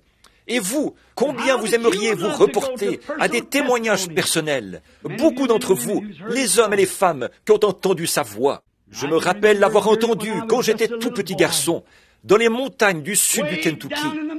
J'avais pensé que c'était un oiseau perché sur un arbre, mais l'oiseau s'est envolé. Il a dit, « N'aie pas peur, c'est que tu vas partir d'ici un jour, et tu vas habiter près d'une ville appelée New Albany. » J'ai entendu sa voix quand il m'a dit, « Ne fume pas, ne bois pas, et ne souille pas ton corps avec les femmes et tout. Tu auras une œuvre à accomplir quand tu seras plus âgé. » Oh, il est encore le même, Seigneur Dieu! Et vous l'entendez, heure après heure, vous parler, dans votre toute petite chambre, dans votre chambre de prière, se présenter devant les auditoires et alors prononcer ces choses visiblement devant les gens. La voix de Dieu, elle était rare du temps de Samuel. Elle est encore plus rare aujourd'hui, car il n'y avait pas de vision ouverte. Pierre a écouté la voix, et c'est ce qui a changé toute sa théologie. Il est allé tout droit vers les gens des nations, qu'il avait considérés comme une bande d'illettrés, de déchets. Mais c'est la voix de Dieu, non pas son enseignement, c'est la voix du Dieu vivant qui l'a changé. Et maintenant, juste un encore. Il y avait un brave homme, à un moment donné dans la Bible, un ami personnel de Jésus. Il l'aimait, il croyait en lui, il l'adorait, il s'amusait avec lui, il allait dans les collines avec lui, et il descendait au fleuve pêcher avec lui. C'était un brave homme. One day while Jesus was gone, death comes stealing into his room. Un jour, pendant que Jésus était parti, la mort s'est glissée dans sa chambre. Il avait quitté la vieille église orthodoxe, lui et ses charmantes sœurs, Marthe et Marie. Ils étaient sortis de là parce qu'ils l'aimaient et qu'ils croyaient qu'il était le Messie. Et c'est ainsi que l'Église les avait tout de suite excommuniés. Ce jeune homme est tombé tellement malade qu'il en est mort. Et il y avait déjà 4 jours qu'il avait été enterré. À quoi serviraient alors les enseignements théologiques? À quoi servirait alors son Église? Mais il y avait là la voix de Dieu sur terre, et il a parlé à Lazare. Et Lazare, un homme qui était mort et en décomposition dans la tombe, il a entendu sa voix, et il est sorti, il est revenu à la vie. Autrefois, j'étais mort par mon péché et par mes offenses. Vous étiez mort par votre péché et par vos offenses. Mais c'est la voix de Dieu qui a dit, « Venez à moi, vous tous qui êtes fatigués et chargés, je vous donnerai du repos. » J'ai vu la voix parler à l'infirme, le remettre d'aplomb. J'ai vu la voix de Dieu parler à l'aveugle, et ses yeux se sont ouverts. Aux mourants, accablés par le cancer, aux lépreux, et je les ai vus redevenir bien en chair, en parfaite santé de nouveau. Je l'ai vu parler aux alcooliques, aux névrosés et aux déchets, aux gens des bas-fonds. Et ils sont devenus des dames et des gentlemen et des saints du Dieu vivant, parce que la voix de Dieu avait parlé. C'est elle que nous voulons entendre aujourd'hui. Je vais conclure en disant ceci. Il viendra un temps, alors que votre âme errante aura été retirée de votre corps et qu'elle aura atteint sa destination quelque part. ou bien errante là-bas dans les ténèbres, ou bien dans le sein de Dieu. Cette voix parlera de nouveau. Et la Bible dit que tous ceux qui sont dans les sépulcres entendront sa voix et en sortiront. Les uns ressusciteront pour la honte et l'opprobre perpétuel. Les autres ressusciteront pour la joie et la paix perpétuelle. Ce matin est peut-être le moment où vous allez prendre votre décision, à savoir si vous allez écouter ce que dit la télévision, ce que dit le journal, ce que disent les théologiens, ou bien ce que Dieu dit. Je vous déclare à vous, les gens qui sont ici, n'écoutez pas ce que qui que ce soit peut dire, mais seulement ce que Dieu dit. Attendez-vous à cette petite voix tranquille, et il vous changera. Vous dites, j'aimerais bien croire, frère Branham, je voudrais bien pouvoir croire, je voudrais bien pouvoir faire certaines choses, mais vous ne le pouvez pas. Pourquoi? Vous ne restez pas tranquille assez longtemps. Vous ne parvenez pas à ce lieu-là où tous les doutes sont disparus. Quand vous entrerez dans ce lieu-là où les doutes auront disparu, alors vous serez libre et vous pourrez entendre la voix de Dieu vous parler. Mon enfant, je suis ton sauveur. Mon enfant, je suis ton guérisseur. Tu n'es pas obligé de faire ces choses-là. Je suis mort afin que tu sois libre. Mais tant que tu es en bas ici, dans cette vibration où tu te mêles à toutes sortes de voix, éloigne-toi vite de toutes ces voix.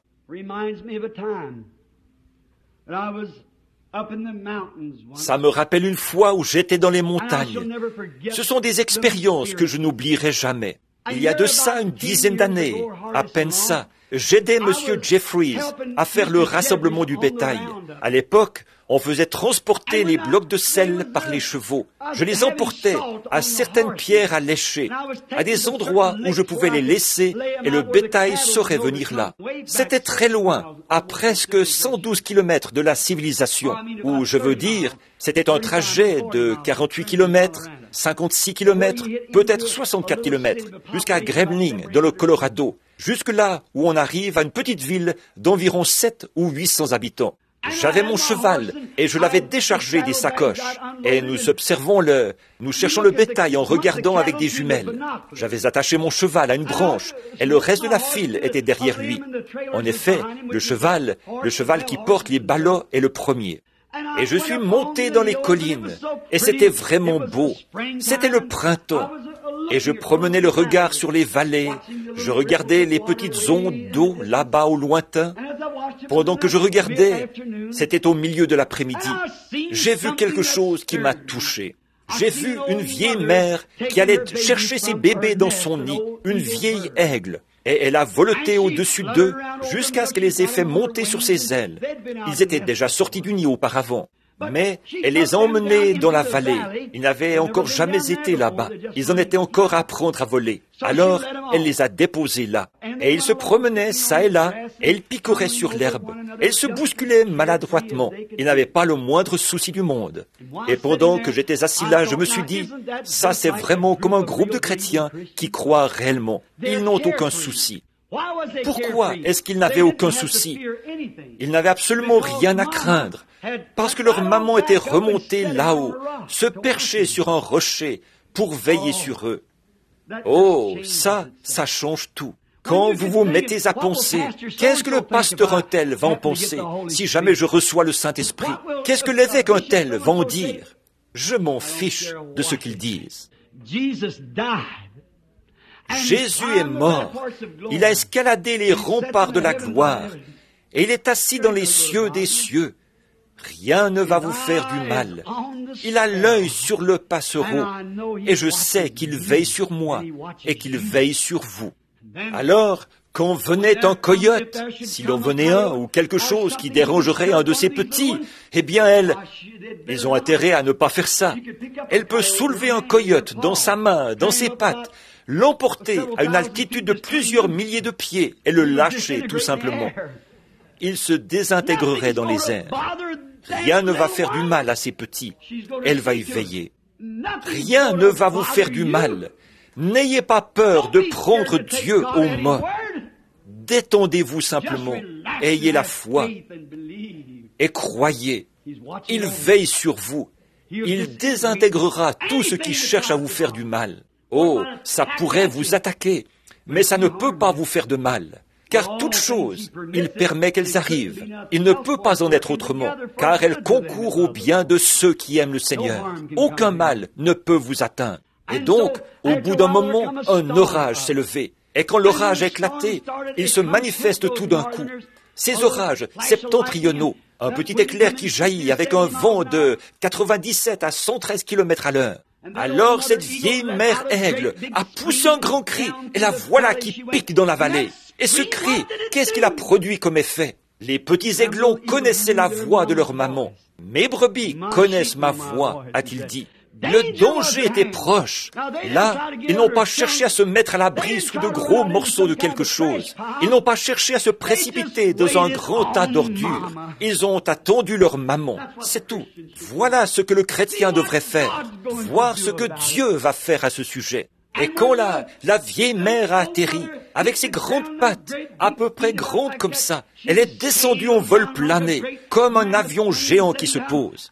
D'un coup, elle a relevé la tête, elle a trompeté, et elle a déployé ses grandes ailes d'environ 4,27 m d'envergure, ce qui correspond à la distance de ce poteau-ci à celui-là. Tous les petits aiglons, ils ont couru à toute vitesse, et d'un bond, ils ont sauté sur les ailes de leur maman. Ils se sont frayés un chemin dans ses plumes avec leurs petites pattes. Ils se sont accrochés là, et avec leur petit bec, ils se sont accrochés à une de ces plumes fixées solidement. Leur maman les a simplement emportés, sans que ses ailes vibrent le moindrement. Elle les a élevés dans ce vent. Elle s'est dirigée tout droit dans les rochers pour les mettre à l'abri de l'orage qui allait venir. Oh frère, l'orage est tout proche. Écoutez sa voix. Elle vous appelle. Sortez de Babylone. Séparez-vous. N'ayez pas part assez à leurs péchés. Je vous recevrai. Vous serez pour moi des fils et des filles. Je serai votre Dieu. Courbons la tête un petit instant, alors que nous terminons.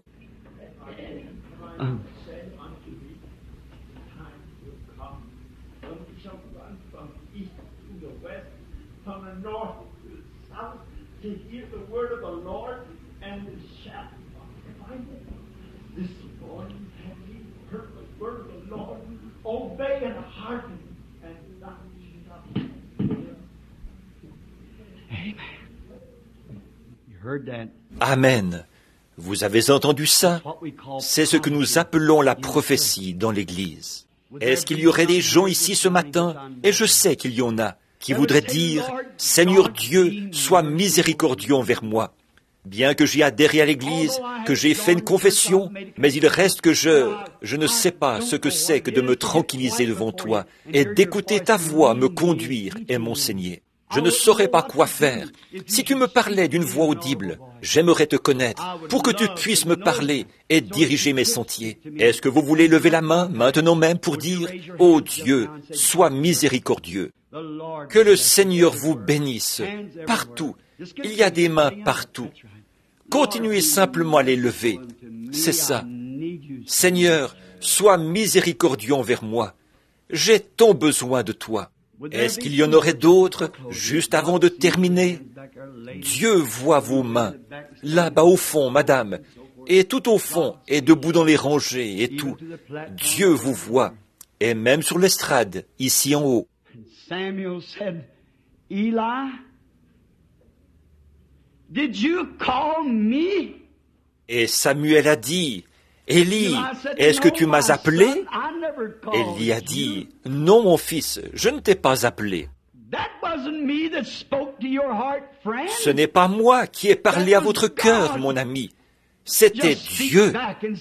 Parlez-lui à votre tour et dites, ton serviteur écoute.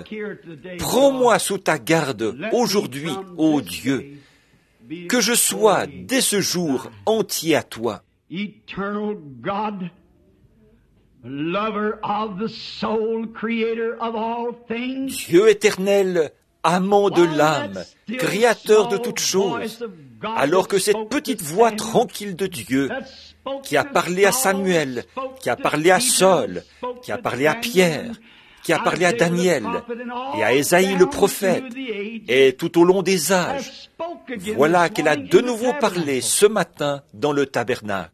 Il y a peut-être une trentaine, une quarantaine, ou peut-être une cinquantaine de mains, de pécheurs et de membres d'Église, et de gens qui sont en proie aux agitations, qui ont levé la main.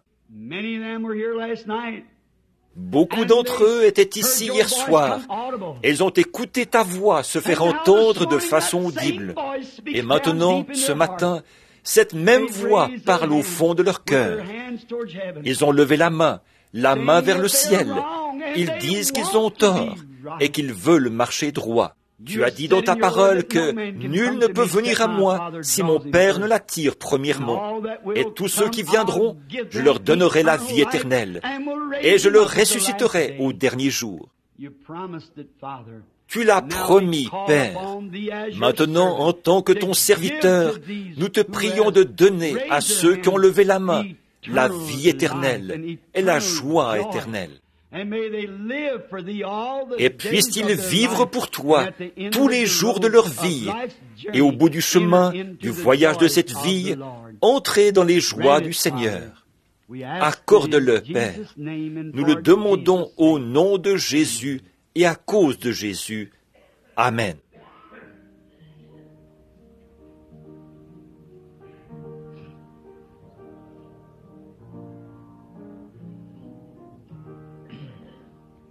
Combien d'entre vous l'aiment de tout leur cœur, vraiment de tout leur cœur?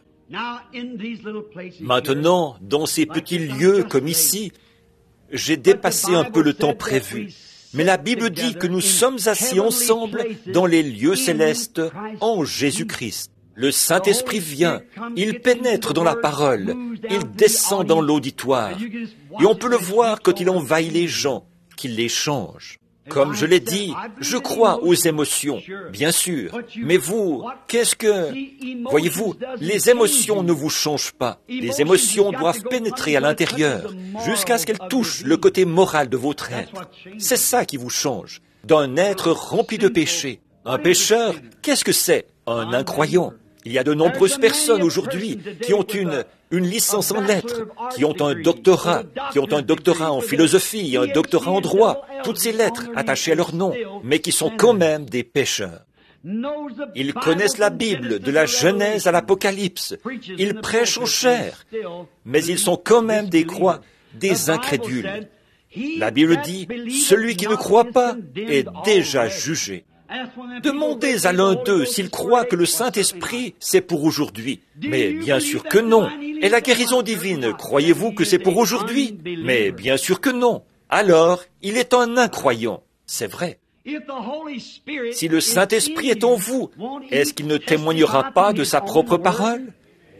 Et si l'Esprit qui est en vous témoigne de choses qui sont contraires à ce que Dieu a déclaré être vrai, ce n'est pas l'Esprit de Christ. Vous pouvez peut-être faire partie de l'Église de Christ, mais vous ne lui appartenez pas, à lui, tant que votre esprit ne dit pas Amen à chaque promesse que Dieu a faite. Et quand il a promis, Pierre a dit le jour de la Pentecôte, il a dit, repentez-vous, chacun de vous, et soyez baptisés au nom de Jésus-Christ pour la rémission de vos péchés, et vous recevrez le don du Saint-Esprit. Si votre esprit dit que c'était pour une autre époque, qu'est-ce que l'Écriture dit? Car la promesse est pour vous, les Juifs, pour vos enfants et pour ceux qui sont au loin, les gens des nations, en aussi grand nombre que le Seigneur notre Dieu les appellera. La même promesse. Il a dit, je suis le cep, vous êtes les sarments. Et si telle était la doctrine du sarment, du premier sarment, le deuxième sarment devra avoir la même doctrine. Et la même doctrine produira les mêmes résultats. Et chaque sarment qui apparaîtra sur le cep produira la même chose. Je suis heureux ce matin. Je suis si heureux de savoir que l'Esprit du Dieu vivant parle encore et s'adresse encore aux gens et confirme sa parole. Nous allons passer au service de baptême dans quelques instants. Si vous avez été aspergé, arrosé ou immergé autrement qu'au nom du Seigneur Jésus-Christ, vous êtes invités à relever le défi, à venir dans l'eau. Maintenant vous dites, frère Branham, vous n'allez pas me dire. Oui, frère, dans la Bible, il n'est pas question d'aspersion. Il n'y a aucun endroit dans la Bible où qui que ce soit ait jamais été aspergé. Maintenant, souvenez-vous de ceci. Toute la semaine, à cette chaire, je l'ai demandé. Trouvez-moi un passage où une seule personne dans la Bible ait jamais été aspergée pour la rémission de ses péchés, ait jamais été arrosée pour la rémission de ses péchés, ou ait jamais été baptisée par immersion au nom du Père, Fils, Saint-Esprit pour la rémission de ses péchés. Jamais une seule personne n'a été aspergée, arrosée ou baptisée au nom du Père, Fils, Saint-Esprit dans toute la Bible, de la première à la dernière page. Non, monsieur. Il y a eu des gens, à un moment donné, qui s'étaient fait baptiser par Jean-Baptiste. Ils n'avaient été baptisés dans aucun nom. Ils s'étaient fait baptiser par le même homme qui avait baptisé Jésus. Mais Paul, quand il les a rencontrés dans Acte 19, il leur a dit qu'ils devaient venir se faire rebaptiser au nom de Jésus-Christ, sinon ils ne pourraient pas encore recevoir le Saint-Esprit. Quand Pierre a rencontré des gens qui avaient reçu le Saint-Esprit avant même d'avoir été baptisés, il leur a ordonné de se faire baptiser au nom de Jésus-Christ et il est resté avec eux jusqu'à ce qu'il l'ait fait. C'est vrai, mon ami. Je sais que beaucoup de gens disent « Bon, frère Branham est un Jésus seul ». C'est faux. Je crois les Écritures, c'est tout. Je ne fais partie d'aucune des dénominations. Et de toute façon, les Jésus seuls, ils ne baptisent pas comme ça. Ils baptisent seulement au nom de Jésus. La Bible dit le Seigneur Jésus-Christ. Il y a beaucoup de Jésus, mais un seul Seigneur Jésus-Christ. Voyez, Christ, c'est le Messie. Voyez, et c'est bien vrai. Et maintenant, mes amis, maintenant, vous qui êtes ici ce matin, qui n'avez jamais été baptisés comme ça, puisse la petite voix tranquille de Dieu parler au plus profond de votre âme. Et en dépit de ce que l'évêque, de ce que l'Église, de ce que n'importe qui d'autre peut en dire, venez obéir au Seigneur. C'est l'ordre que je vous donne. Et maintenant, frère Neville va aller dans cette pièce-ci, se préparer pour le service de baptême. Et ceux qui s'occupent des préparatifs, quelques-uns des anciens, vont y aller avec moi. Je vais vous y rejoindre dans une minute. Mais je voudrais que les gens qui doivent s'avancer le fassent maintenant. Pendant que nous allons chanter, la voix du Seigneur m'appelle. Je le suivrai. En dépit de l'Église, je le suivrai. En dépit de tous, je le suivrai jusqu'au bout. Que les hommes se dirigent vers cette pièce-ci et que les femmes se dirigent vers cette pièce-ci pendant que nous chantons maintenant. Ensuite, nous allons terminer la réunion officiellement dans un petit instant là. Très bien. Tous en chœur maintenant. I can hear my Savior calling. Maintenant, les hommes vont par ici, les femmes par là. Tu sais que quelques-unes des femmes accompagnent ces femmes, s'il vous plaît.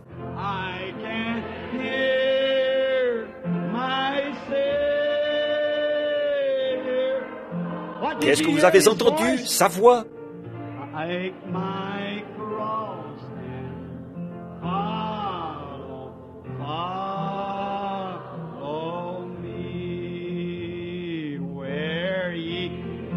Maintenant, est-ce que vous êtes vraiment sérieux?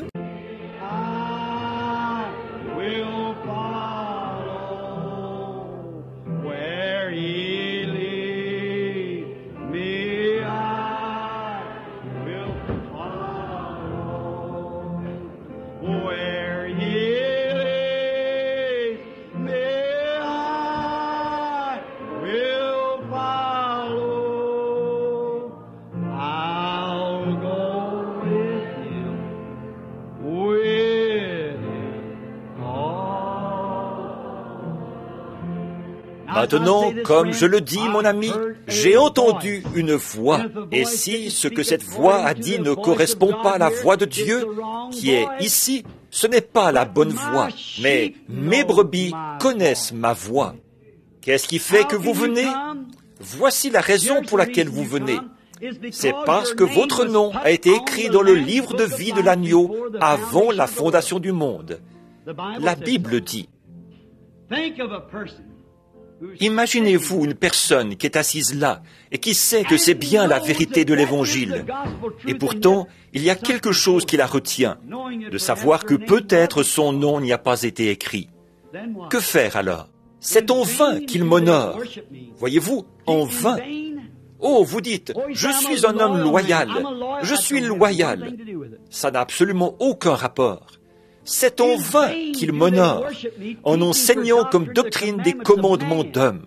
Je vous ai dit qu'il n'y a personne qui a été aspergé, arrosé ou baptisé au nom de Père, Fils, Saint-Esprit dans la Bible. Faites une recherche, trouvez-moi ça. Si ça s'y trouve, venez me montrer ça sur l'estrade ce soir. Donc, si on vous a baptisé comme ça, alors vous suivez une tradition d'homme. Et si quelqu'un vous dit, eh bien, vous vous avancez, vous faites votre confession, et c'est là que vous recevez le Saint-Esprit. C'est faux. Ça, c'est une doctrine faite de main d'homme. Il y a un faux baptême d'eau. Il y a un faux baptême du Saint-Esprit. Le diable imite ça parce qu'il est religieux. Caïn, son père était religieux. Comme nous l'avons vu, la semence du serpent continue à avancer. Et la semence de la femme, par Christ, continue à avancer. Mais nul ne peut venir si mon Père ne l'attire. Maintenant, pensez un peu à ça. Des personnes sont assises ici ce matin. Vous savez que vous avez reçu un faux baptême, conforme à un credo d'homme, et non conforme à la Bible, et que votre première naissance confessionnelle est fausse. Comment pourrez-vous jamais être dans le vrai, à moins de revenir prendre un bon départ? Vous souvenez-vous, cette semaine, ce que j'ai prêché? Il n'en était pas ainsi au commencement. Maintenant, et si vous entendez une voix qui vous parle, c'est Dieu. Ça, parce qu'elle s'aligne sur l'Écriture. Sinon, alors, il y a une voix qui est fausse, qui vous parle. Mais la voix qui est la bonne, elle vous dira de suivre les règles de la Bible. Pas question d'asperger, de verser de l'eau, de quoi que ce soit de faux. Prenez carrément position et suivez les règles de la Bible. Faites-le, mes amis, même si ça vous coûte tout ce que vous avez. Peu m'importe le prix. Je vais renoncer à tout pour suivre le Seigneur Jésus. Écoutez ma voix, mes brebis le feront, et elles viendront à moi. Et tous ceux qui viendront à moi, je leur donnerai la vie éternelle, et je leur ressusciterai au dernier jour. Est-ce vrai? C'est ici, tout à fait conforme aux Écritures. Personne ne peut prouver le contraire. C'est vrai. Personne ne peut prouver le contraire. C'est ici, avec la puissance de l'Esprit, en train de faire les mêmes choses que Jésus avait faites. Le voici, photographié, la même colonne de feu en action, les mêmes fruits, le même esprit, avec la même émotion, la même action, les mêmes signes, les mêmes prodiges. Voilà, écoutez la voix de Dieu ce matin. Et la voix a dit, Samuel. Il a dit, oui Seigneur, me voici. Voici ton serviteur. Voici ton serviteur, je te suivrai. Que Dieu bénisse cette dame.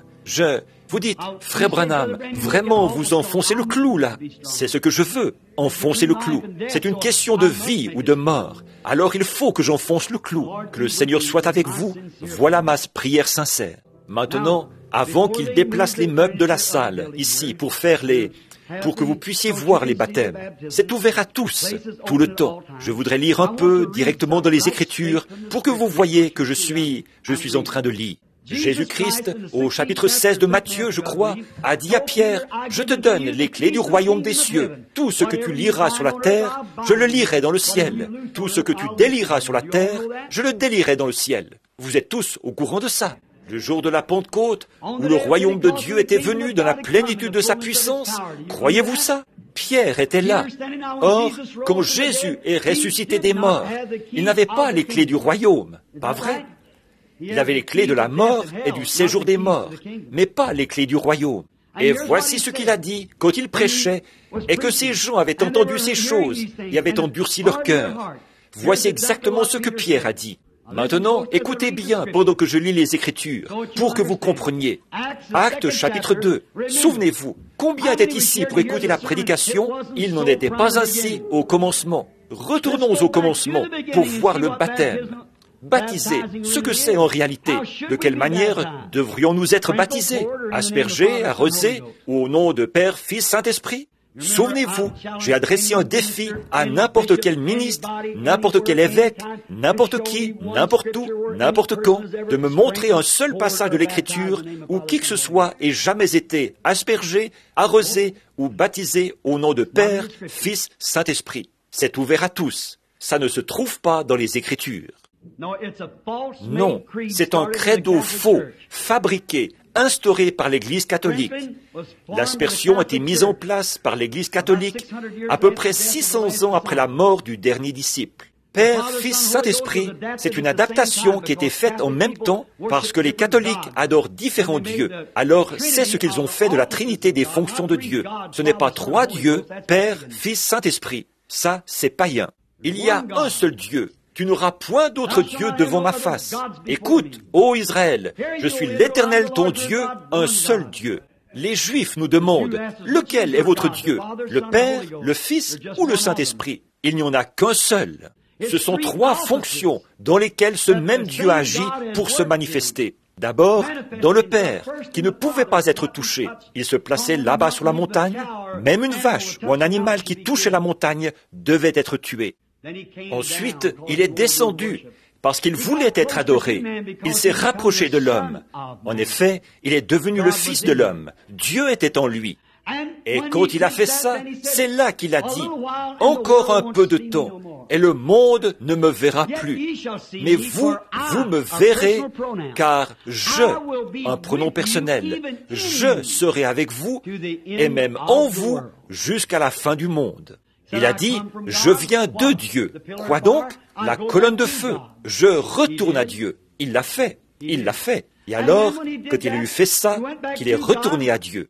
Ensuite, nous voyons Paul, dans notre leçon de ce matin, qui était en route vers Damas. Et il est allé trouver Paul pendant qu'il était en route.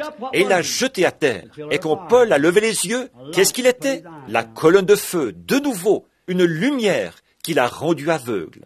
Regardez ce que Jésus a fait quand il était sur terre, et qu'il a parlé à cette femme de ses péchés, qu'il a fait toutes ces choses. Il a dit, « Je ne fais rien sans que le Père me l'ait d'abord montré. » Ils lui ont demandé, il disait, « Pourquoi est-ce que tu ne vas pas là-bas guérir les gens qui sont là ?» Il a traversé une foule où se trouvaient des estropiés, des aveugles, des boiteux, des paralytiques. Il a guéri un homme qui souffrait de la prostate ou quelque chose du genre, couché sur une paillasse. Ils lui ont dit, « Pourquoi est-ce que tu ne le fais pas pour tous ceux qui sont là ?»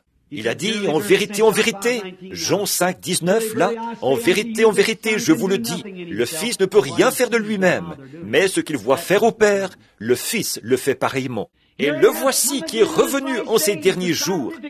Le monde de la science ne peut pas s'élever contre ça. L'Église ne peut pas s'élever contre ça. Le voici, il est revenu dans l'Église et il fait la même chose. L'Esprit, ceux que Dieu veut, c'est ceux qui vont adorer en esprit et en vérité. Le voici. Voici ce qu'il a dit le jour de la Pentecôte. C'est Pierre qui prêche. C'est ce Jésus que Dieu a ressuscité, ce dont nous en sommes tous témoins. Est-ce que nous en sommes témoins? Élevé par la droite de Dieu, il a reçu du Père le Saint-Esprit qui avait été promis, et il a répandu, comme vous le voyez et l'entendez.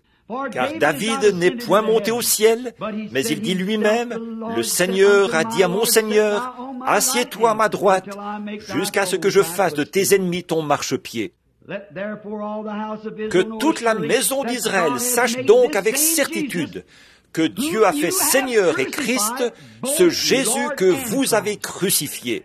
Après avoir entendu ce discours, ça, c'était les gens religieux. Après avoir entendu ce discours, ils eurent le cœur vivement touché. Et ils dirent à Pierre et aux autres apôtres, « Hommes frères, que ferons-nous? Est-ce que nous allons nous contenter de repartir et d'être de bonnes personnes? Non, non. Attention, Pierre, c'est toi qui as les clés du royaume maintenant. Ce que tu vas leur dire, Dieu a dit, je le mettrai sous clé au ciel, quand tu le mettras sous clé sur la terre. » Pierre leur dit, « Repentez-vous et que chacun de vous soit baptisé au nom de Jésus-Christ pour le pardon de vos péchés, et vous recevrez le don du Saint-Esprit, car la promesse est pour vous, pour vos enfants et pour tous ceux qui sont au loin, en aussi grand nombre que le Seigneur notre Dieu les appellera. » Encore un passage de l'Écriture. 32 ans plus tard, Paul, ici au chapitre 19, Paul, après avoir traversé les contrées supérieures, à Éphèse, il trouva certains disciples. Il leur dit, « Avez-vous reçu l'Esprit Saint après avoir cru ?» Les baptistes, laissez ça descendre profondément en vous. Avez-vous reçu le Saint-Esprit après avoir cru? C'est une naissance et non une confession. Mais nous ne savons pas si l'Esprit Saint est. Et il dit, « De quel baptême avez-vous été baptisés ?» Ils avaient été baptisés du baptême de Jean. Paul leur dit, Jean a baptisé du baptême de la repentance, et non pour la rémission des péchés. du baptême de la repentance, disant que vous devez croire en celui qui doit venir, c'est-à-dire en Jésus. Et ayant ouï ces choses, ils furent baptisés pour le nom du Seigneur Jésus-Christ. Et Paul leur imposa les mains, et l'Esprit Saint vint sur eux, et ils parlèrent en langue, et glorifièrent Dieu. Maintenant, je vais vous emmener, Paul qui conclut son épître, dans Galates 1:8. Mais quand nous-mêmes, quand un ange du ciel annoncerait un autre évangile que celui que vous avez entendu, qu'il soit pour vous anathème.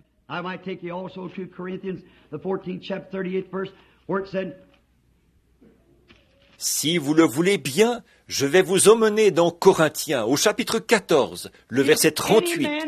Il y est dit, « Si quelqu'un pense être spirituel ou prophète, qu'il reconnaisse que ce que je vous écris est le commandement du Seigneur. Et s'il est ignorant, alors qu'il soit ignorant. » Qu'est-ce que nous allons faire à l'égard de ces choses? Toutes les preuves. Si j'étais à votre place et que je n'avais pas été baptisé du baptême chrétien, en dépit de ce qu'en penserait mon Église ou de ce qu'en penserait ma mère, moi, je voudrais savoir ce qu'ordonne mon Seigneur. Seigneur Jésus, à toi maintenant, je te prie de faire ton œuvre dans chaque cœur et de donner à ceux qui iront dans le baptistère le Saint-Esprit alors qu'ils s'attendent à toi.